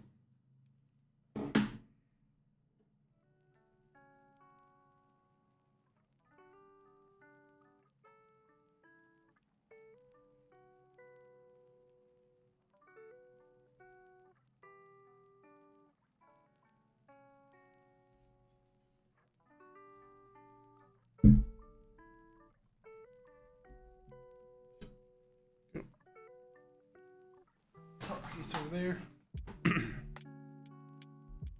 These 4 screws. Okay, so I want to look at these foams real quick. I want to see how thick these two foams are comparatively.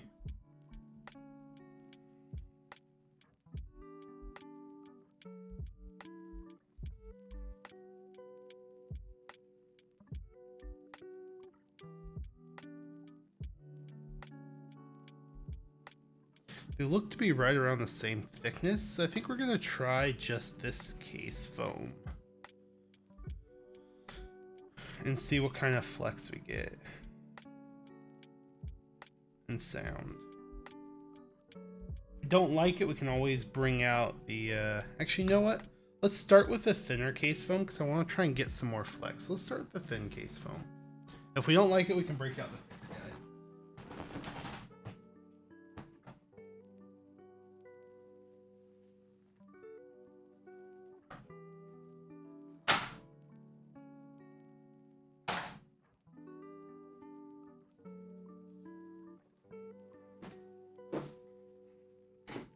I didn't do a test with this with the PCB foam configuration with the thin foam. I only did it with the thicker foam. So we're gonna give this a go and see what we think. Okay.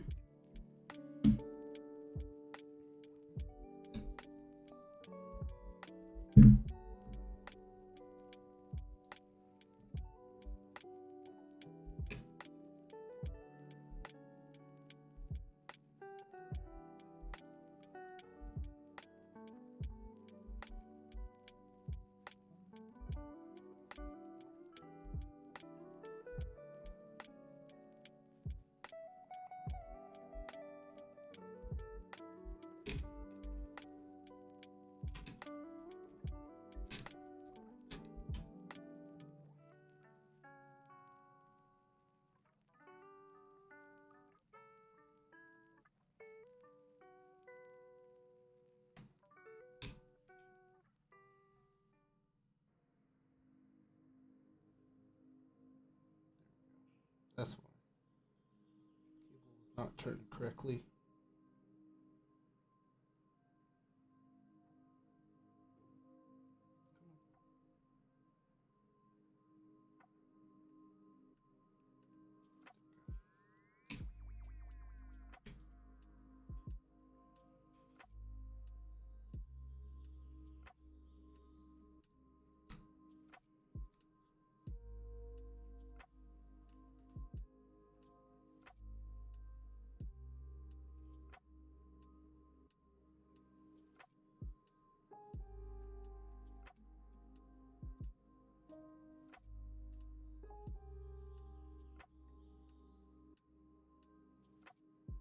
Perfect.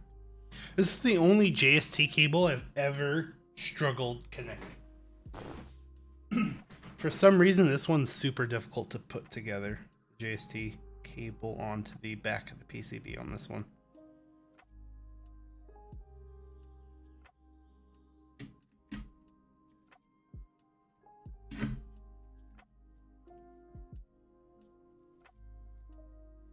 Okay.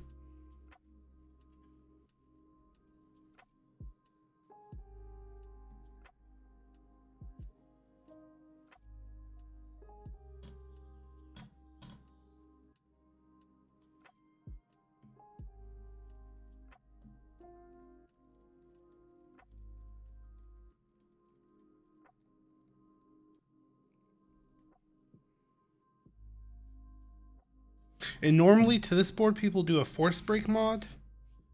So for anyone that doesn't know, a force break mod is essentially where you just take, excuse me, some tape and you put it on the top and bottom case right around the screw holes where the top and bottom case screw together. What that is meant to do is meant to help remove the vibrations so the case, top and bottom case, are not touching each other, and it helps remove that pinging noise you can get from a case. The Glacier, the people that forgot their first in-stock units, mentioned how it was pretty much a necessary mod for the Glacier, since there is some case ping if you don't have all the foam in it. So with the delayed in-stock units, they actually added a force break mod to the case already. So anyone in the group buy that gets it should already get the parts for the force break mod or have it installed already, which is really nice. The delayed in-stocks had that. And so this basically has a default force break mod on it. They use little pads in order to do that, which is really cool.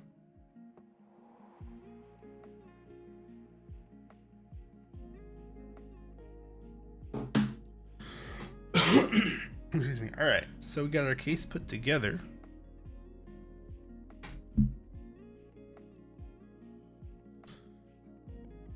All right, which keycap should we use? This is a question to chat. Which keycap should we use? The keycaps that we have to use are, that I think would look best on this board with the navy color, are Infinity Comfy,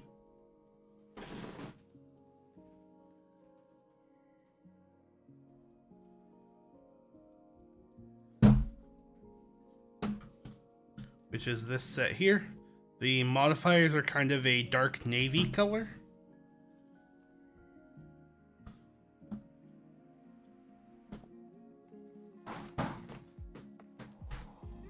We have the PBT02 or 015 set, which is a light blue alphas white modifiers. This guy.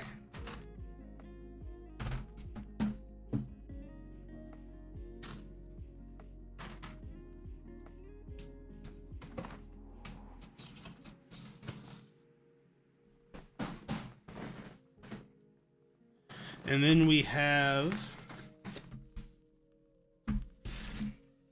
the Dampening Hush keycap set.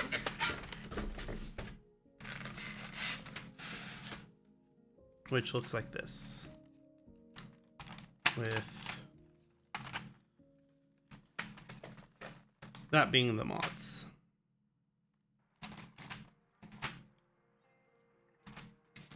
So those are really the three options we have for this board.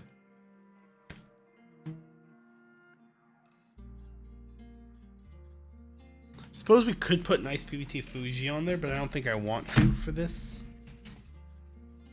And Future Funk would not look good.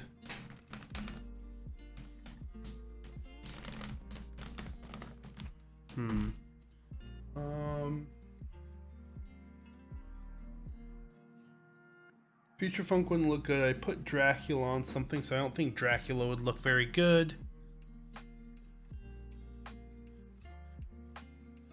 Then we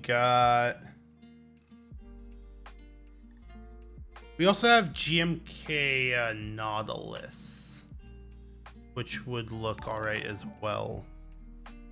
What's up, Splunky Live 2? How are you doing? How are you doing today? Thank you for the follow. We are currently, we got the board put together. We are just trying to decide on the keycaps I want to use.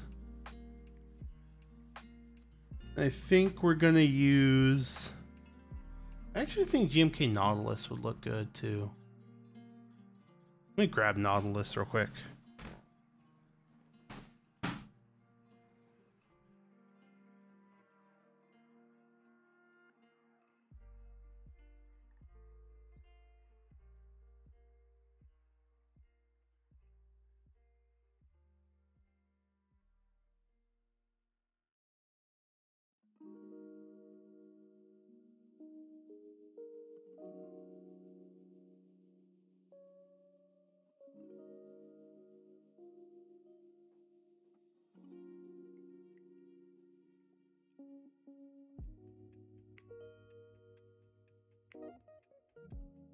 I haven't used Nautilus in a long time, so maybe we'll try that out. Are you a Sigma? I don't know what you exactly mean by that, Spunky. Not entirely sure what you mean.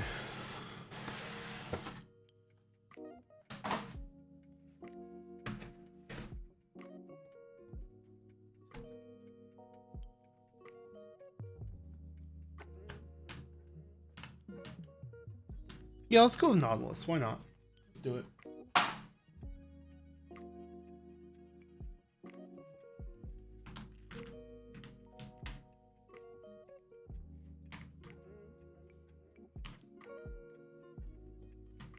This is navy.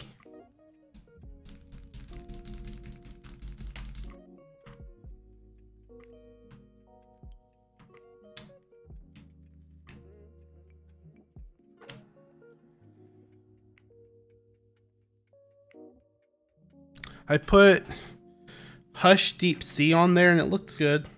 And I've put Infinity Comfy on and it looked pretty good with that as well.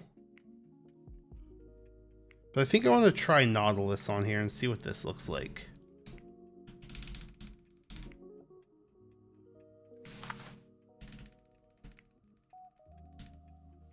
Ooh, I think the single case foam was probably gonna sound fine.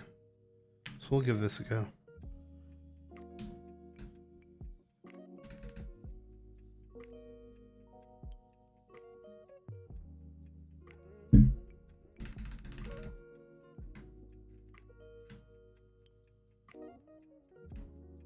I am wondering if the dark blue mods will make this look darker than it is, but we'll see.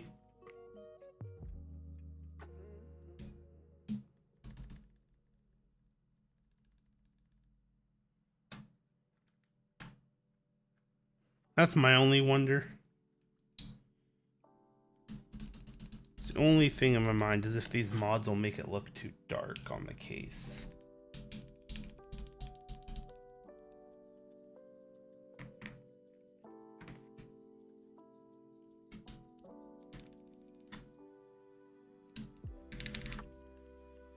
Because this navy is very hard to pair stuff with because some keycaps make it look black.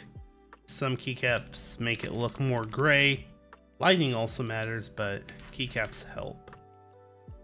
What Deskmat is this? This is the Nichiverse Deskmat.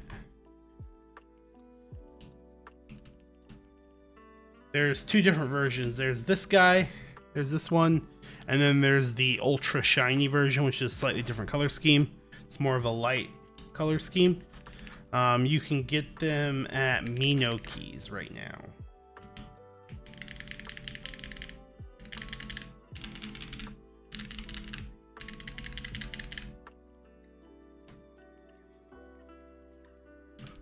They should still have the extras in stock. Last I checked, they were.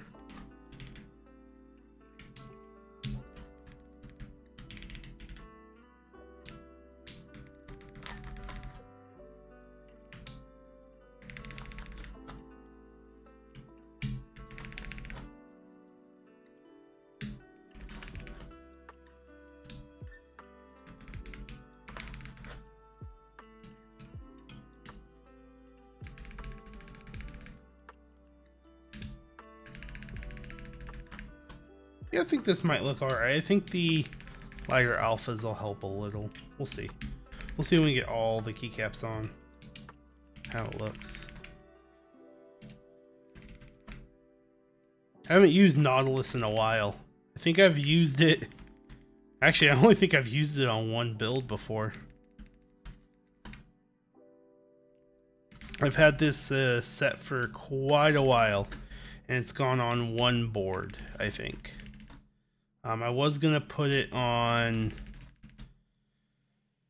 a red board that I had, but I ended up going with a different set. And this only lived on my wife's Pikachu themed board because it went pretty well with that yellow board. So other than that, this is just sat in its trays. I think I've had this for 8 months and barely used it. Need to get... I don't want the scooped ones. I want the non-scooped F and J. Get the barred ones. I think they're in the tray below. Does my wife like the scooped ones more? Should have barred ones, I'm assuming.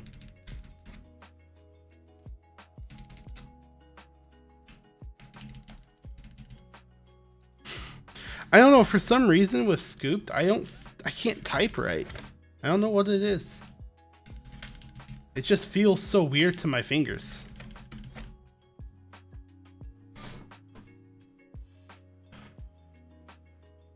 I always drop something. Every stream I've dropped one thing. We got this one keycap we dropped.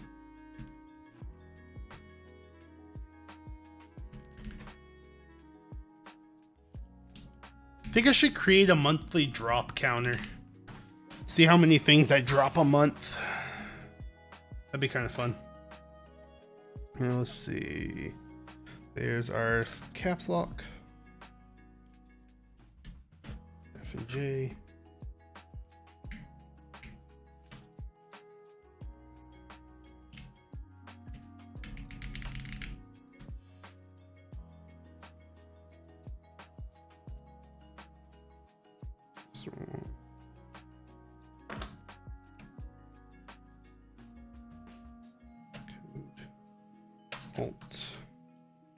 Code Alt. I believe this is our 7U. I'll grab the yellow arrows because I want to use these guys, I think. Add a little more color. We'll go from there.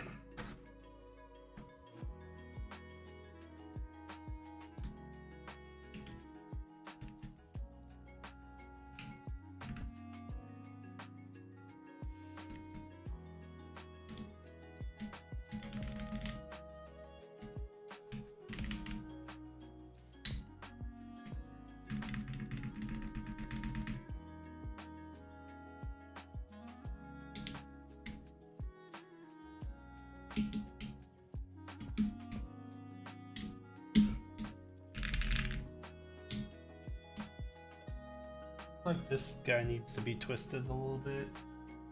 The rest of them look good. The alphas look spot on. This guy looks like it needs to be fixed a little bit. So we'll probably work on that off stream, honestly.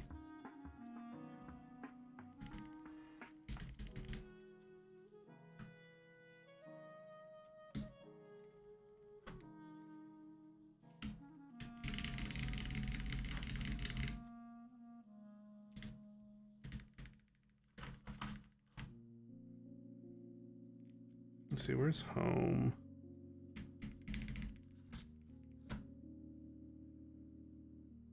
Oh.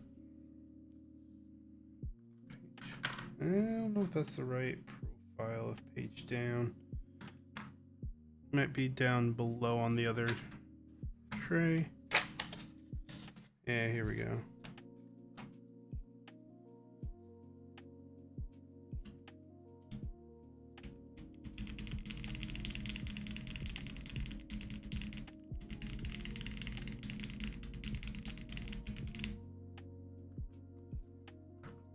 Should be these guys.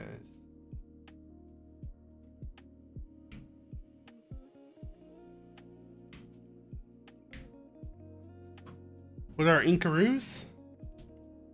Gateron Kangaroo inks. Gateron ink Kangaroos.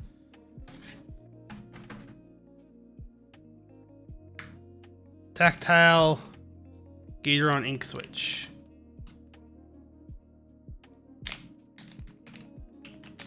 I've heard some people call them Inkaroos, and I think it sounds like a funny name for them, so that's what I'm calling them now from now on.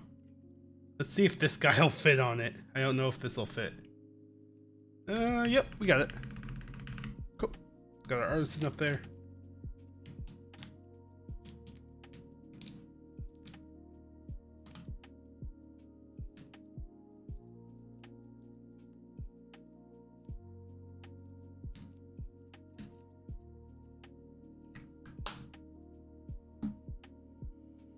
All right.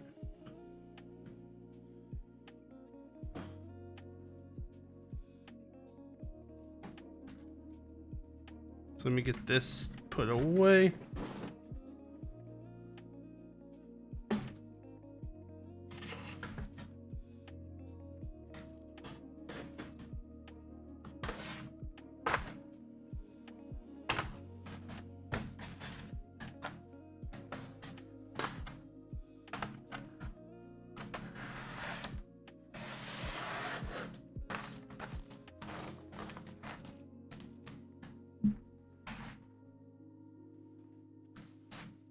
All right, let's see how this sounds real quick.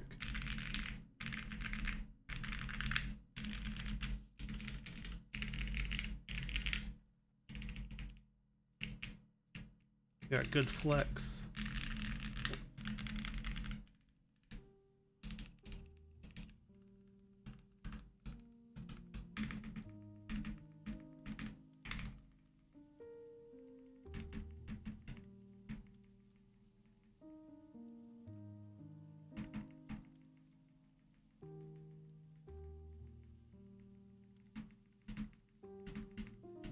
We don't have the spacebar foam in.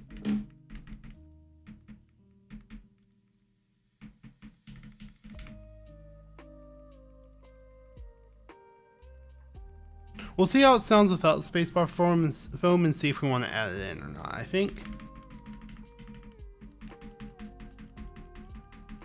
without the spacebar foam it sounds fine.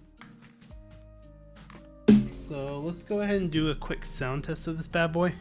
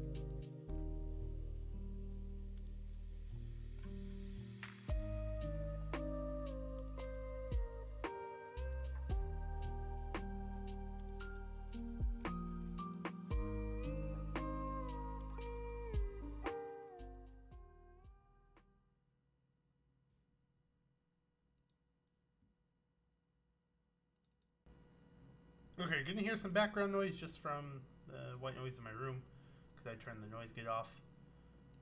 But this is the Glacier80 in the navy colorway. This is built with the Gateron Inc. Kangaroo switches that are lubed with Tribosys 3203 and TX films. It has the 3.5mm and 1.5mm plate foams, no PE foam, and then the thin, I think it's 1.5mm case foam.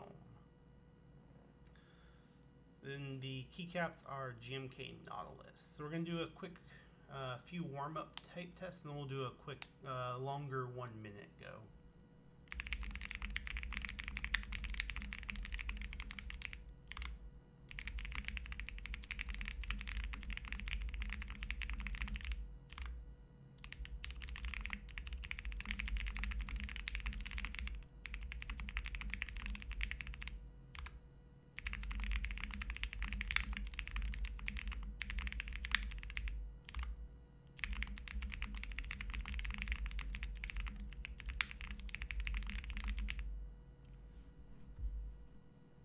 Alright, we'll do the longer 1 minute go now.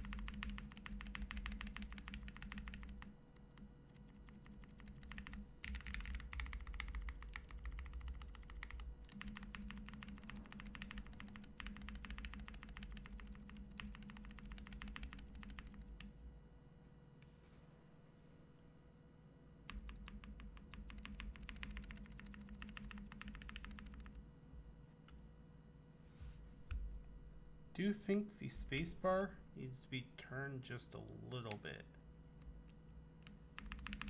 It does look a little crooked.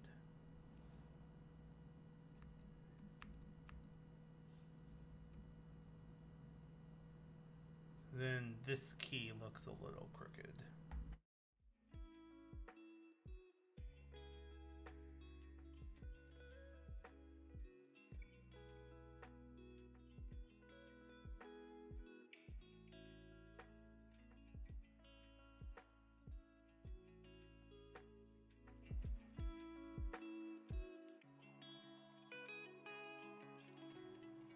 Yeah, so I think this key right here, the left arrow looks a tad crooked, and it looks like the spacebar is a tad on the crooked side.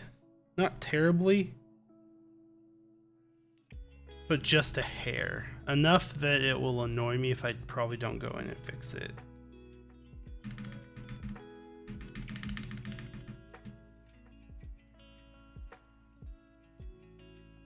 Which that'll just take a little fixing with the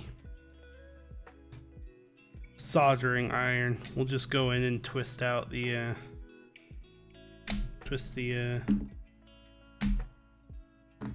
switch a little bit. So most likely the switch is just a hair on the crooked side.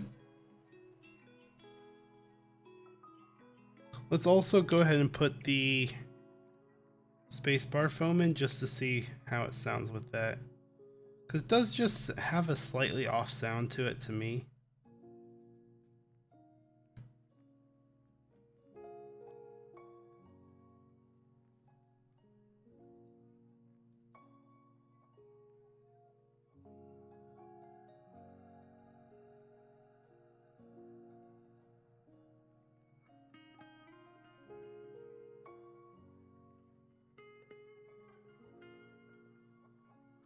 Yep, and the main thing is I'm wondering if it's taking a toll on the sound a little bit.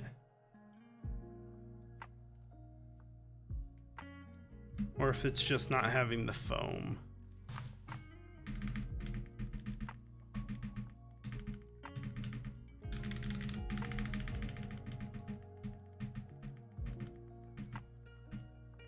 I think that sounds a little bit better.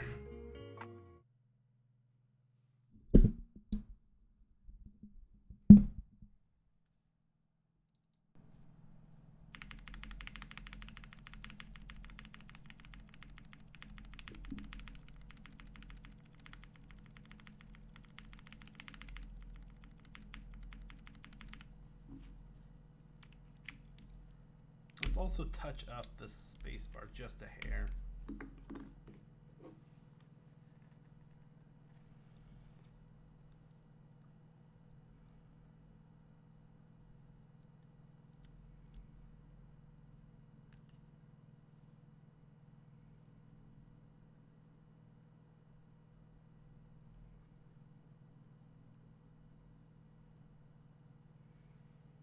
Let's give that a go.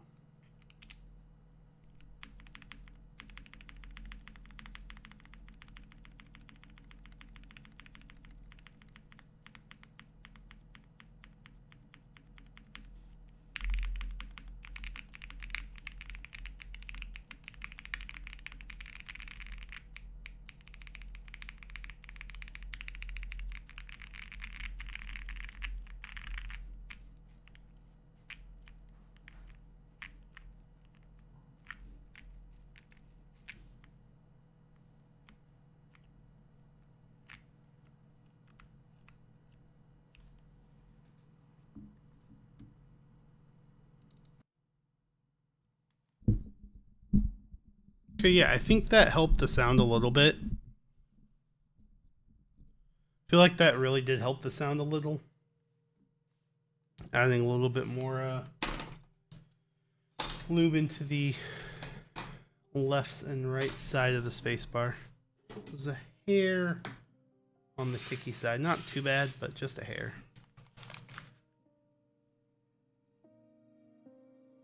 And then here's the flex you can see. I'm gonna get rid of the monkey type. Here's all the flex.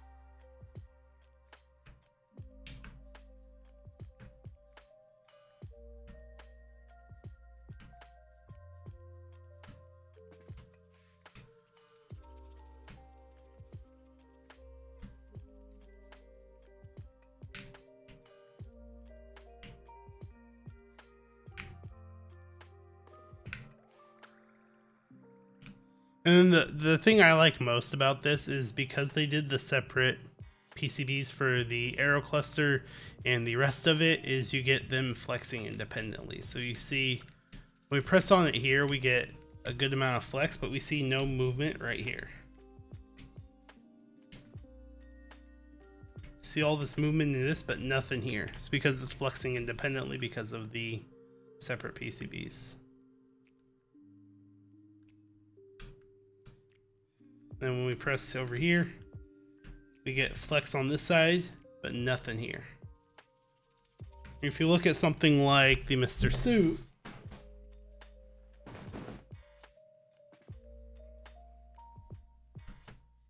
while we get some decent flex in here on the suit, You see the alphas get good flex. When we start getting over here, you see when we move this guy and move this, we get this part moving as well with this. So we have less flex over here. It's a much stiffer experience right in this area.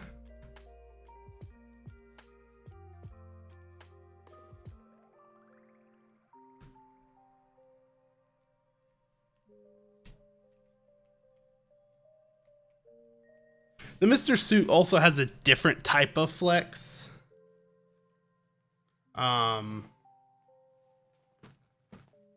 Because the Mr. Suit is supposed to, the keys flex kind of individually because the cutouts are around the cutouts are around the keys, and it's around each key instead of just having them on here. And this has a little more flex to it because that was with an alu plate, so it's not going to have as much flex. It's going to be a little stiffer, and you could tell that. We do have a palm half plate that we're going to be using on the next build for the Mr. Suit that I'm excited for. That'll give it a little more flex. But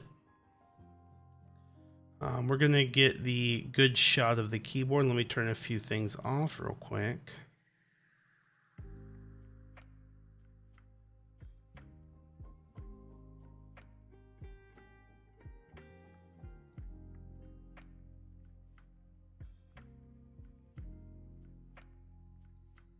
There we go.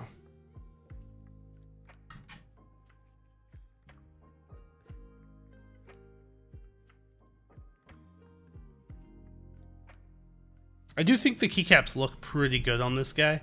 I do think the Nautilus still matches well. It makes it look a little darker, which I expected.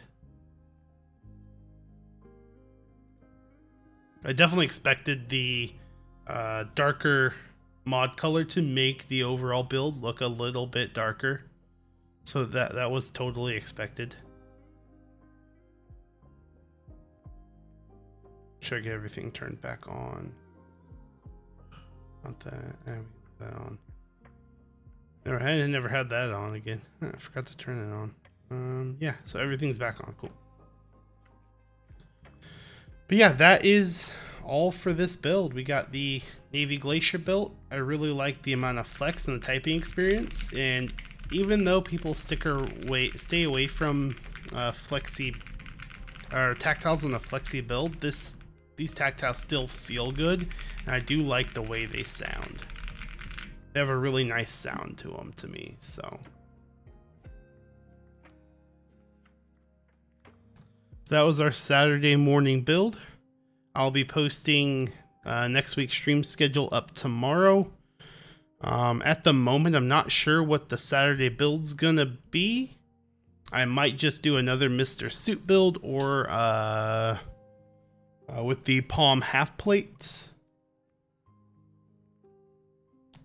Or if one of my 2 keyboards that are on the way arrives, we'll do one of those. So keep an eye out on my Twitter and on my TikTok. That's where I'll be updating what we're doing next week and when we're streaming. Other than that, I appreciate all the new follows. We got quite a few follows today, and I appreciate everyone that stopped by to have fun with this build. Hope you guys have a great rest of your weekend and a great rest of your day, and I'll see you on the next one.